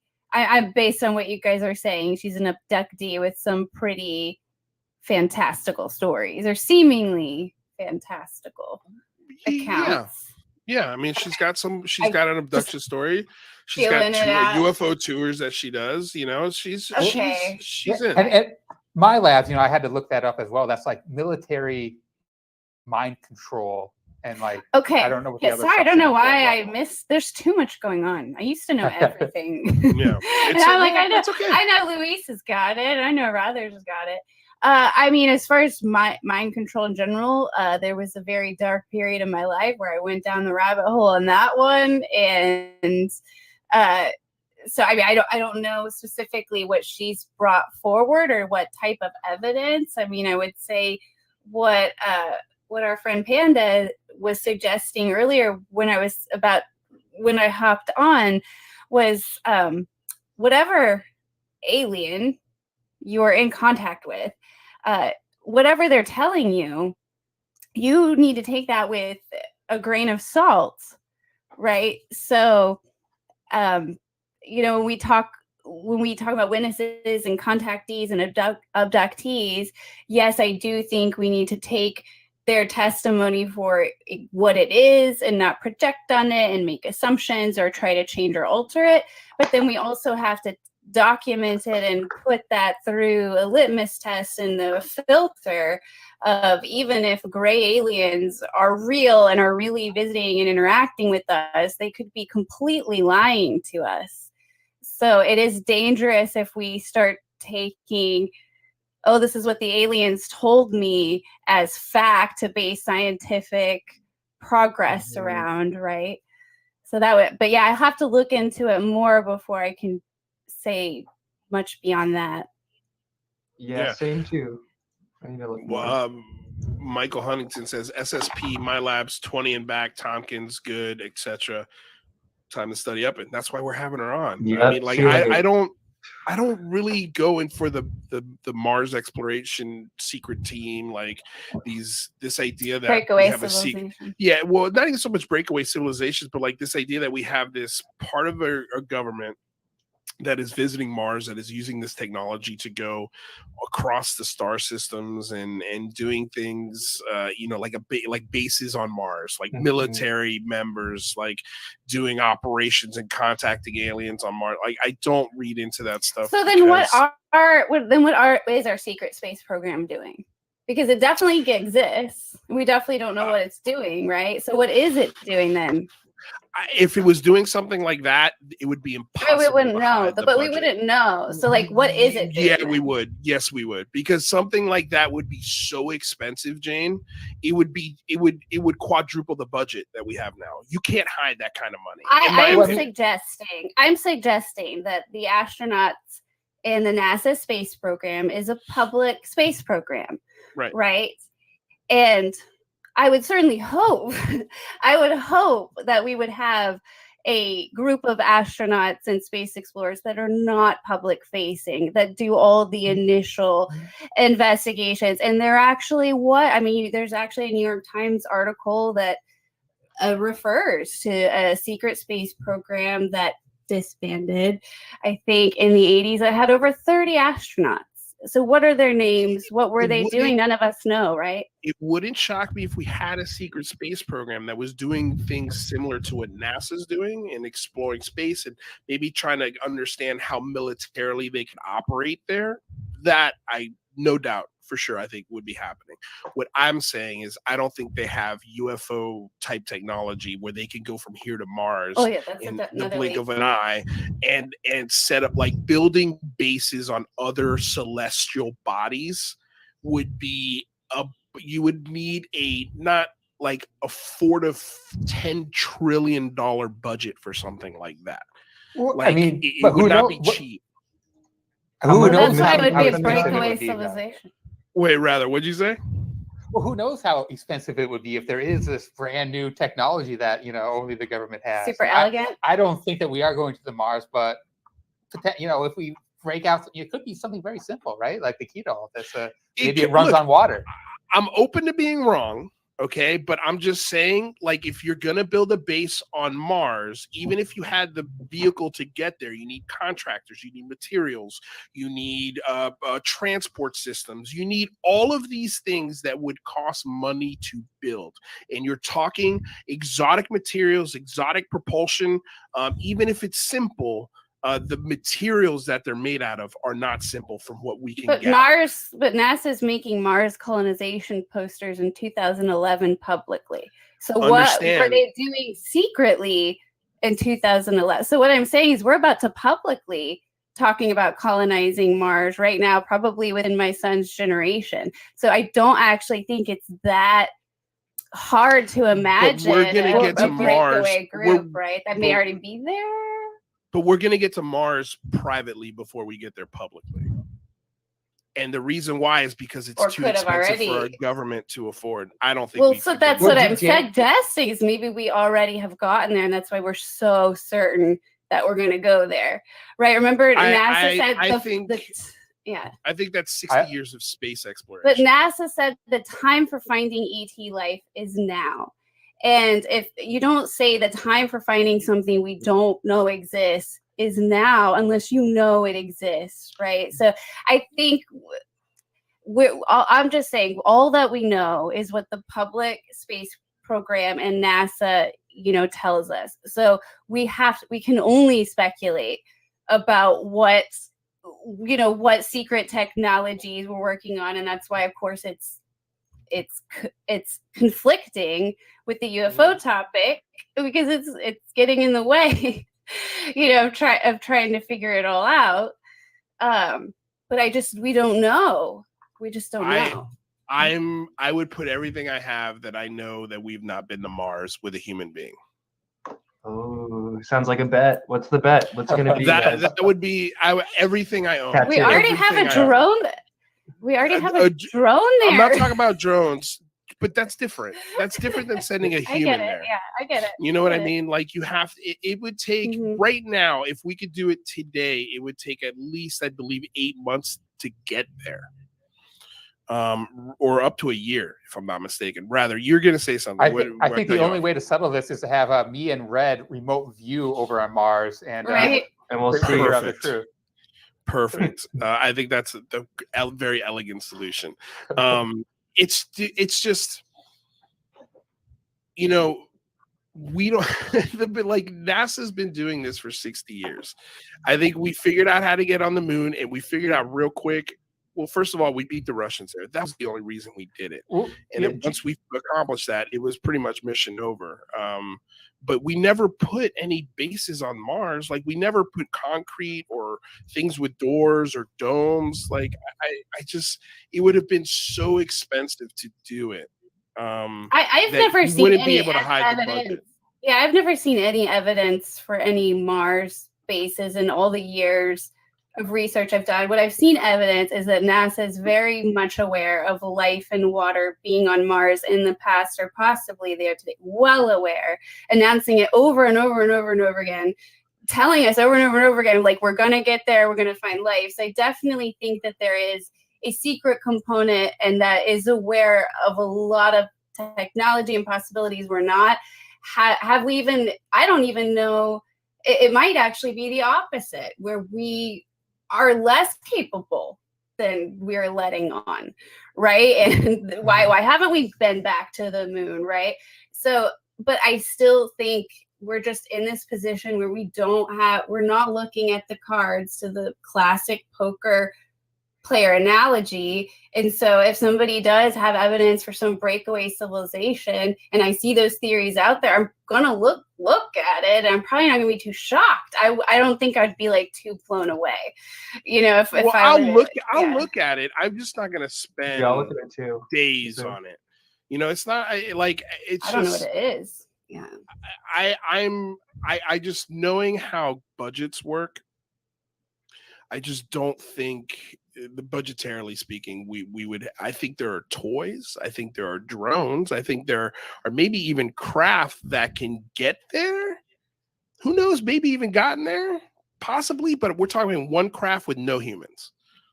You know, and I don't think we've established ourselves, you know, with a concrete facility, or, you know, it would be so difficult right now. And I mean, look at what Elon Musk is doing. He spent, I mean, does anybody know how much money that guy spent?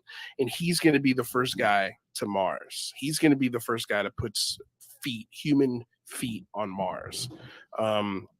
And the reason why he's done it in such a short time is because he doesn't have to go through the bureaucracy and the budget approvals that he would have to go through if he was a member of the government or looking for government approval to do these things. He's like, I'm pretty sure he's a trillionaire at this point. You know, like he started his own NASA, and that's how most human innovation works. Is the private industry is like somebody who's got the money, the funds, the drive to do it, does it. And that's what NASA was in the early 60s. We had the motivation, we had the reason, we dedicated the budget to doing this. So, and that established us as a dominant world power up until this day. But all of these things take money and just massive amounts of people to make it work. And if there was an easier way or more elegant way, I think an Elon Musk would have figured it out by now. Well, I think it would take a huge cover up too if there was, you know, some manned things on the Mars. Because, you know, we have multiple spacecraft on Mars now. It's not just the United States either. You know, China has landed there now. So, you know, they are orbiting it. You know, they probably know everything that's going on the surface of that. And that kind of maybe ties it into another one of Red's videos about the UN and China's involvement in all of this. Mm-hmm. And yeah, we can talk about that. Let's talk about that. That was that was something I was really proud of, because like no one was really talking about it in the UFO community. And shout out to Occam. Let me make sure I get the numbers right. Do you guys know his numbers on Twitter? Occam 1129. Occam 1129. Yeah, he's great. I recommend everyone follow him. But he'd come across basically like all these different UFO researchers from all over the world were invited to China, like all expenses paid to have like actually they were invited to first China and then Russia. All expenses paid by like the Chinese government to basically do like bring it to the UN, like have a global coalition. It seems like with COVID, like that kind of stopped, and then a lot of those people involved went on to make ICER, which is that whole like San Marino UN thing. Mm-hmm. But yeah, I just found it very interesting, and like I was surprised like why our media didn't talk about the fact that like the Chinese government is officially like flying out UFO researchers from all over the world. Because in China, you can't like just talk about whatever you want over there. You know what I mean? Like the fact that government money was being used for this, it's like someone in mainstream media should have been like, why is this happening? But like no one talked about it. So I thought that was very interesting. And then didn't they also just announce that they're tracking UFOs? They have like their own ATIP program they're making now. Like that's for sure. I'm sure they all have it, but yeah, the Chinese front is very interesting. And people are always like, oh, well, why is it only America? Da da da. And I feel like that's a perfect example of like, it's not, dude. Like China spent all this money to have this conference with all these UFO people, and they said their goal was to bring it to the UN. Like it wasn't just some random conference of like random UFO. Like this was all Chinese influenced, in my opinion. Was that the San Marino, Italy thing with ICER? Was China involved in that as well then? So I don't think so. I need a deep dive on that, and I'll probably do like a United Nations part 2 where we like go like where we've been from there. But it seems like not, right, Lou? Liz, would you agree with that? Or UFO Jane, if either of you guys know? It seems like from what I could gather, it seems like COVID kind of shut down the 5 continents forum thing, and they all moved without China to ICER. So maybe it was just an offer from China just trying to get information out of these people, who knows? But just the fact that they were interested, I found pretty interesting. Maybe next time you guys have Lou on, you should ask him about that. Like, what was China's involvement in that whole ICER thing? Yeah, no, I don't know if China works with anybody on that sort of level other than, you know, through like international coalitions like the UN and things like that. If I had to take a guess, I'd say China's probably using it to spy and try to get information more than to contribute to it. Yeah, but it definitely makes you think that they're less of a internet. It would take an international conspiracy when there's multiple governments researching this and hiding, if you believe that the truth is being hidden, right? The initial China thing was kind of like China and Russia a little bit combined though too. So there is kind of that. I feel like they're probably like broy about this, but yeah. And I think like a lot of it kind of goes back to what Tom says too, is like everyone's trying to like figure out how to work this. So that's why there's all this secrecy like amongst all these layers, but I don't know. Follow Virgil with a $50 super chat donation. Wait a sec. Okay. We're open to alien crash retrievals in possession with the lights on the door open craft that demonstrate the 5 observables that are not using gas dynamic propulsion, unacknowledged SAPs, and black budget investment of billions. I'm open to anything. I'm open to all of it, but I don't believe any of it until I can see concrete evidence of it. That's, I think, and this is coming from someone who's had a close encounter. Like, you know, like I've seen one of these things. So if anybody should be in the deep end of yes, all of this is true, crash retrievals, bases on Mars, exotic propulsion systems that we have, all of this stuff, like it should be me.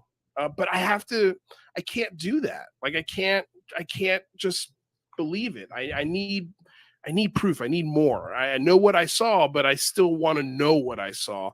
And until, we get more data, more proof of it, I can't 100% definitively say, yeah, that was alien, because I don't know. I have no clue. But Jane, I mean, what do you guys think? Go for it. Jane, and also we'll just put this to chat since we've talked about this. Is there someone who y'all recommend to like, this is a good researcher that like, I don't know, in terms of like secret space program budget stuff, because there's a lot of missing money, right? So if there's someone out there that's like done a good job, I'd be down to like look into it.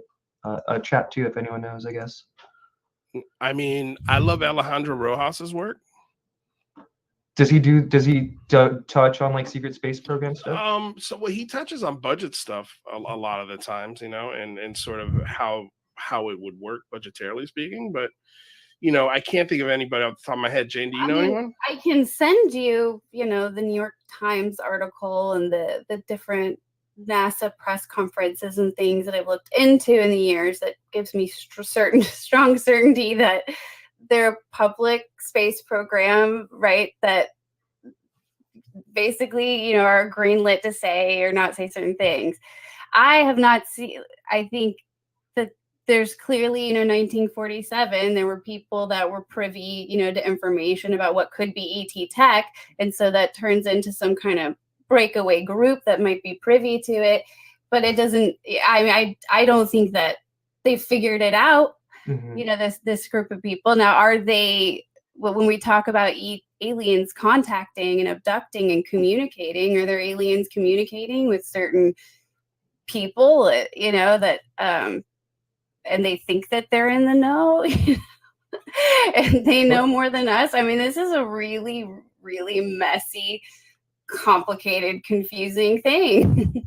And then when you talk about China and world governments, it's like, well, where are the aliens showing up? I mean, in Zimbabwe, right, they communicated to the children and had the message, but it was still the American media, right, that drove that story and covered it. So are the aliens trying to circumvent us? And they you know, but then they're showing up at our military sites, right? Yeah. So we talked about something earlier about Red's second episode about Tom DeLonge and like what a potential horrible truth could be, and like what if the government or someone knew that if the government knew or the public knew the truth, then the aliens would just come and wipe us out because they don't want us to know the truth or something like that. And I think part of that was that, so maybe a hypothesis would be that the government's keeping this all secret and is building up a secret space program to potentially fight off the aliens if the truth were to get out. Yeah, what do you think about something like that?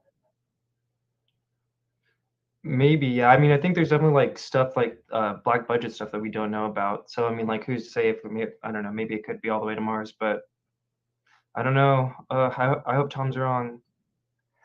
So wait, what memo did I miss? I mean, where is any evidence for Mars bases? I've heard those ideas forever, but is there some new, I guess, some new energy around this, I guess, or just pure speculation at this point?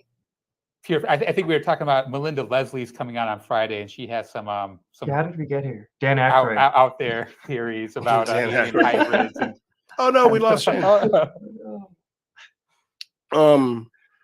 Well, she went to Mars. I think she went to Mars. Oh gosh, Jane, you used the new brand new secret spaceship to go to Mars. Yeah. teleporting. Mm-hmm. But yeah, no, sorry, what were you saying? Oh no, I just and I feel bad. I missed this really big memo apparently. But what is the new like hump like behind Mars bases? So was it just this Melinda Leslie? Somebody said I think. Well, it's just. I don't even know how we got to Mars because I don't think it was like. I mean, that's an old. We have to rewatch. Yeah, no. Well, somebody was telling us like study up on the 20 and back and the things that these other two. I think it was Hancock or these other bogus researchers that usually have these wild claims, and you know. So I think. You know, because we're trying to figure out, like, well, what's the deal? Like, why are people hating on Melinda Leslie? Like, I love Melinda Leslie. I think she's a wonderful voice. She's a really nice lady. I want to dig into more of her MyLabs research and the research that she's done, but we haven't heard it yet. So we're not passing judgment, you know. But if it goes to those places of like, you know, secret, you know, labs or things that would take a whole bunch of money and research, like we're going to ask questions about that stuff. You know, we as much as I love her, as much as I like her, we're not just going to believe it. We have to critically think about it. And so I think that's kind of where that idea came from. But, you know, the secret space program, again, like there's an article that was written, I believe it was in the Drive, if I'm not mistaken, about how much it would cost to start the Space Force. To do it today. Like if we wanted to have it at the same level of the Navy, for example, we would have to triple the budget. So our budget is almost $3 trillion a year. It would have to go to $6 trillion a year to create the Space Force. And that wouldn't even get it barely off the ground. Like you're talking about, you know, what constitutes Space Force tech? Like, is there going to be an aircraft carrier in space? Is there going to be, you know, like what, like, are we going to have Hummers in space? Like, what's the deal? Like, what do these craft look like? How much should they cost? All of these things would need to be put in a budget. And I think if somebody is suggesting that we have those things already, I would wholeheartedly disagree, because just we don't have the GDP to do it. Like we just don't have it. Like we're about to hit the debt ceiling for I think the 6th or 7th time in US history. And there's going to be one of two things that happen. Either A, we default on our debt, which is in the realms of I think 25 to 30 trillion dollars. Or we just raise the debt ceiling, and we talk about this in another 10 years, which this is a dangerous place to be in. Like from a domestic and foreign policy perspective, we're about to default. Our credit rating as a country has already dropped, which is dangerous. Once the dollar crashes and it's no longer America's biggest export, which is the dollar, we're gonna be in for a world of shit. Like this is going to be a lot of pain if they don't figure out what to do with this debt ceiling. We've got to start paying off debt. And I don't think starting secret space programs is a way to do it. It would be astronomical, and it would be very hard to cover the paper trail of those checks. Even if a lot of the tech initiative was being put out by the military industrial complex, they would still have to interact with our government to make it happen. And I just think it'd be too hard to cover. Do you really think, like, okay, we go to the moon and we're gonna film it all for people live? Don't you think we would have done it like one time first? Right. So No. I think the 30 years before we went to the moon, test piloting ultrasonic planes, going, we sent a dog up there first before we sent humans. Right. Like we sent animals. We did these kind of tests, and then I think it was just good math and sheer luck that we made it to the moon. I think if you did it again, I don't know. I think it's one of those things, like maybe 7 out of 10 times we're successful, and 3 times it ends in total disaster. And it's like, why? First of all, it's super expensive to get to the moon. Mm-hmm. Like it's insanely expensive to do that. The space program throughout that time, that's why it died. And it just doesn't, it's like, might as well go out on top. Like might as well retire with, hey, we got to the moon. Like it was the way I loved it being explained. It was the most expensive stunt like ever created.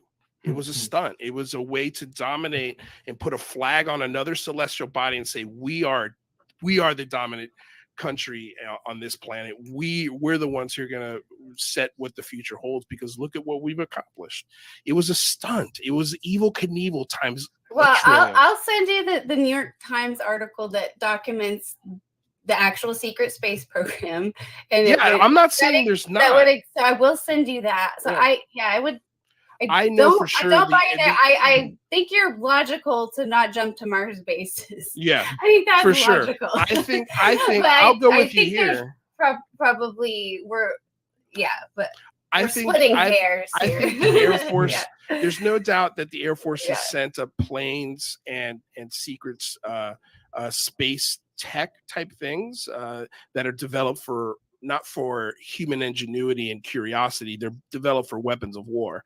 I think those things absolutely exist. If you ask me, is there a secret launch pad somewhere where they actually send up military members? Yeah, the into Vandenberg space? Air Force Base was going would not shock me at all. It was going to be that. But I don't think that top secret slice of our military is going to the moon.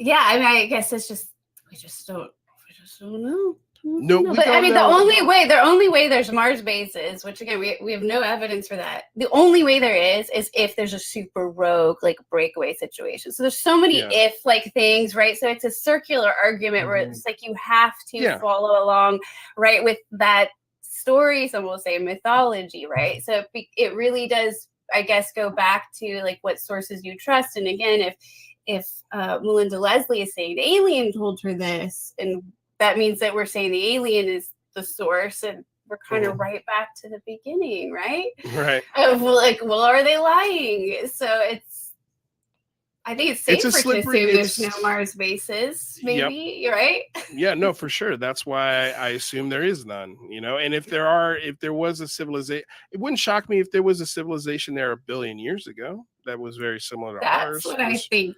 I'm pretty sure NASA thinks that. Wouldn't- I wouldn't feel shock- very I bet on think- that. I think NASA coming out and talking about finding extraterrestrial life and finding microbes that are life on different planets. I think I agree with you. They're setting something up that's going to be coming big, but I think it's because of the James Webb Telescope. I think they're going to look through that telescope and they're going to find real quick that there is civilizations out there. There are technosignatures. There's pollution. There's going to be a lot of interesting things I think they find through that telescope that are going to be very difficult to just cover up. And yeah.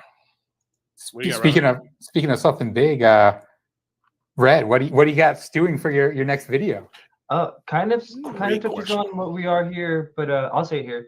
I think I'm gonna do Edgar Mitchell next. Pretty sure. Oh yeah. I'd already Awesome. read both of his books. I was already like prepping that one before I came across the 1956 movie, and like I was just like so into that movie. I was like, I gotta take the most of like when I'm really into it. But I think Edgar Mitchell. He has 2 books out. I think 3 books out. But that one is one where it's like, there's going to be definitely a lot of UFO stuff, but probably like a lot of not UFO stuff because he had like a super amazing life and just like because I like history in general. Like did you know he like grew up around Roswell and like he here's a fun tidbit that I learned. He used to pass by Robert Goddard, who was like the American godfather of rocketry. And like he was out there in Roswell, and it's just like this really like what are the odds of this? Like a young Edgar Mitchell and all of his friends, they said he was like the crazy scientist, like you know what I mean? And then it's like that guy's technology would get him to the moon, like when he was a man. Like what are the odds of that? So there's a bunch of like little things like that, that might not be technically UFO related in there, but I'll have fun with it. So, and there's definitely UFO like stuff too, because he grew up in Roswell, so he said that he remembers when like it happened, the crash, and him and his friend wanted to go ride their bikes to it, but then it was like his senior year and he was already gone. But when he had came back from the moon, this is according to him, and he was doing his like press tour, that's when people from his hometown like came up to him and started talking to him about like Roswell, which the important distinction is that that's before like Stanton Friedman rebroke the case.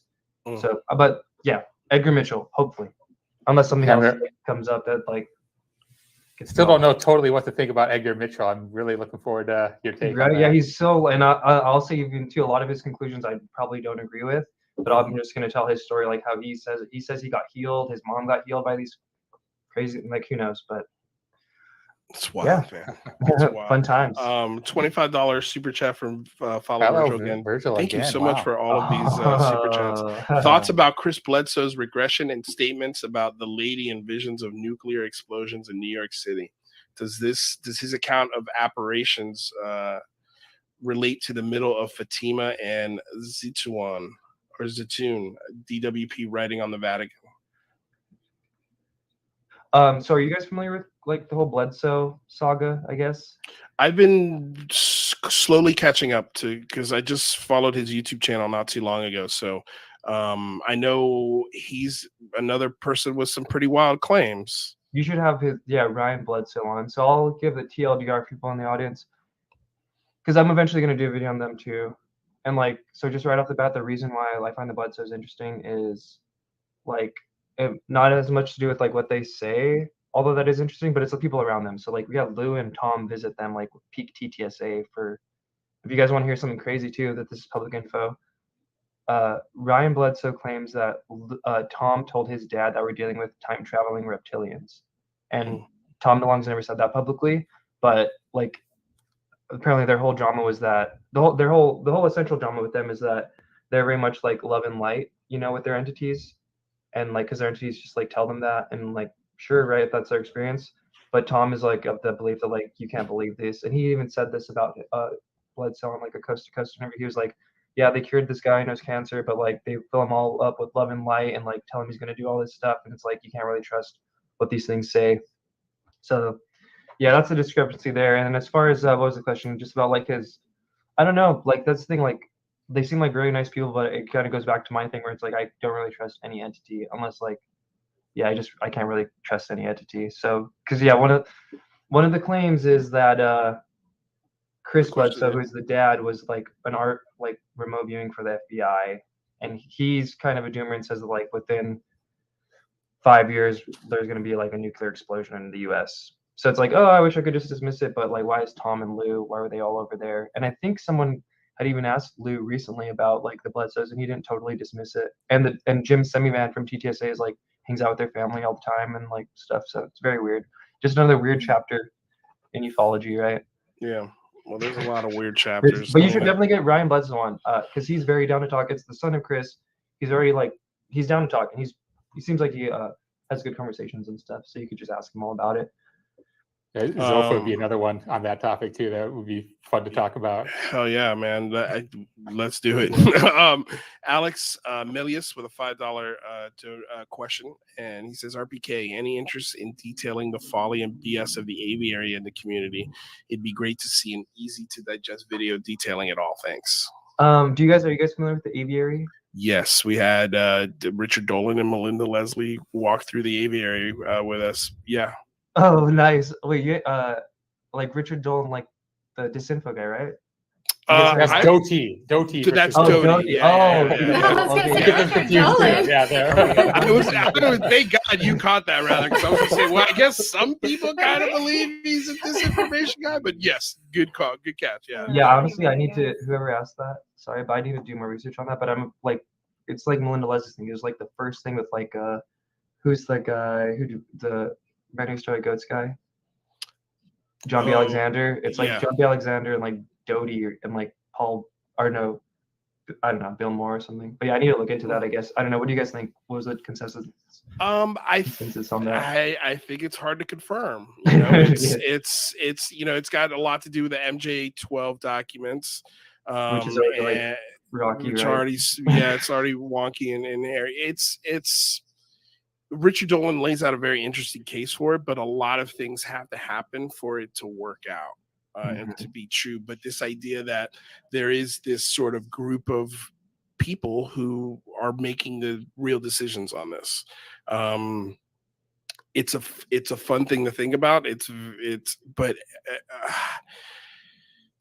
a tough one to swallow, because again, like, you have to have receipts and paper trails to prove these things. And if there were say 6 or 12 people that were sort of like the Bilderbergs or the Illuminati, I just think it would be, and I could be naive, right? I mean, maybe it's easy to hide yourself and be that diabolical, like these 12 people who have been sort of grandfathered into making these very important decisions for the rest of the world. It's a sexy story. I just find it hard to believe. That's for me. I need to deep dive it, because I haven't really deep dove that. There's so much stuff to read, right, dude? Yeah, it's these stories always have 2 to 3 really great kernels of absolute truth. And so then it's very easy to go, well, damn, these 3 things are true in the story, so that must mean everything else that goes along with it is true. And you can't do that. Like, I can't. You can. Go for it. Go for it. I'm not going to tell anybody how to do this, because there's no right way. But I just don't, for me, again, it's not the smoking gun. It's the aviary theory. Would I put it on the desk of my senator? Nope. No chance. No chance in hell. But who knows? Maybe somebody from the aviary comes out and publicly admits it, that they were part of the aviary. I don't think so, but we'll see. Elizondo's dad. No, I'm just kidding. Yeah, exactly. Exactly. Well, listen, we've hit the top of the hour. So, dude, this has been an absolutely wonderful conversation, one for the books. I really had no expectations with this conversation, because this was, your first go around at a live show like this. But man, you were amazing. Oh, thank you. Absolutely amazing. It was all right, you guys. Thank you so much for tuning in to this number 7 on our top 10 with Red Panda Koala. Hope you guys enjoyed that. I know I did. Thank you guys for the super chats, by the way. Dan James, $5 super chat. Governments will increasingly take a backseat within the space race. Space-related endeavors, from mining to bases, will come from the private sector. I agree with you. I think we're starting to see that happen right in front of our face as we speak. It's a very good point. Aaron Desario, thank you so much for helping me out with the chat and answering people's questions. Truly appreciate it. Thank you to Advocate for UFO Disclosure, Jonah H, Adam Eater, let's see here, Dennis Benkey, all of you guys that were Now That I Become Death, which is one of still the funniest names on YouTube. Advocate for UFO Disclosure, I think I already said that one. Jason Brown, thank you for the super chat. Jason, Simon Fly, all you guys for being here. That one time I was abducted by UFOs was in the house. Thank you, ladies, for being here. I wasn't sure if it was Bree or Jamie. Here's Dan James's other super chat. Thank you so much. Theories abound that the great butts. What theories abound, and that's great, but let's face it, we don't know how much we don't know. Very true, my good sir. Let's see here. Who else I want to say hi to? Roger, I saw you in there. Godly Moose, Gorilla Griffin. Thank you guys so damn much. I can't appreciate you guys enough. Spaghetti Lee was in the house. Let's see here. Just want to say hi to everybody before I get out of here. And of course, before we get out of here, I want to say thank you to DOS Tapes for providing all of the jams that you hear on the show. Their Bandcamp link is in the description below. If you haven't already, check us out on Patreon. You can support the show for as little as $1, all the way up to $500,000. That's a real tier. It's a real tier. So go check it out. It's a lot of fun. If you can't support the Patreon or the super chats, no worries. A simple like, share, subscribe is more than enough. And also, we hide nothing behind paywalls, so don't worry about it. All of the content that people on the Patreon get, you get at the exact same time as well. So hope you appreciate that.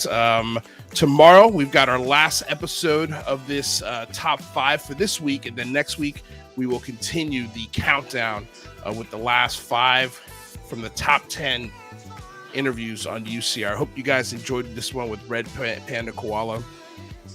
Such a wonderful thinker. I mean, he really, really thinks about what he says and how he presents himself. He's just a wonderful, wonderful person within this community.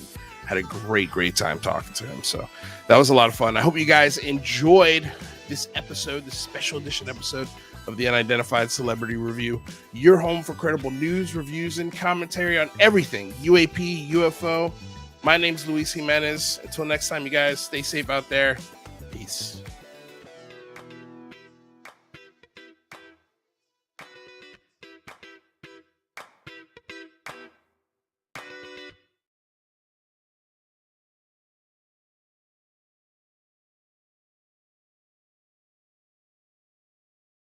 I'm going to tell y'all right now, all of these wonderful people would not be here without Patreon supporters like you. If you enjoy credible news, reviews, and commentary on UFOs and UAPs 5 days a week, you want to support this show. What's your name? Marty. Marty, look how easy this is, Marty. Pick up your phone. Boom, you're a Patreon member. I mean, look, it's so easy. You just click the link, which is right here. Just for $1 a month, you can support this show. Just fill out the information and pledge what's comfortable for you. It could be $1, $5, $10, or who knows. Just support.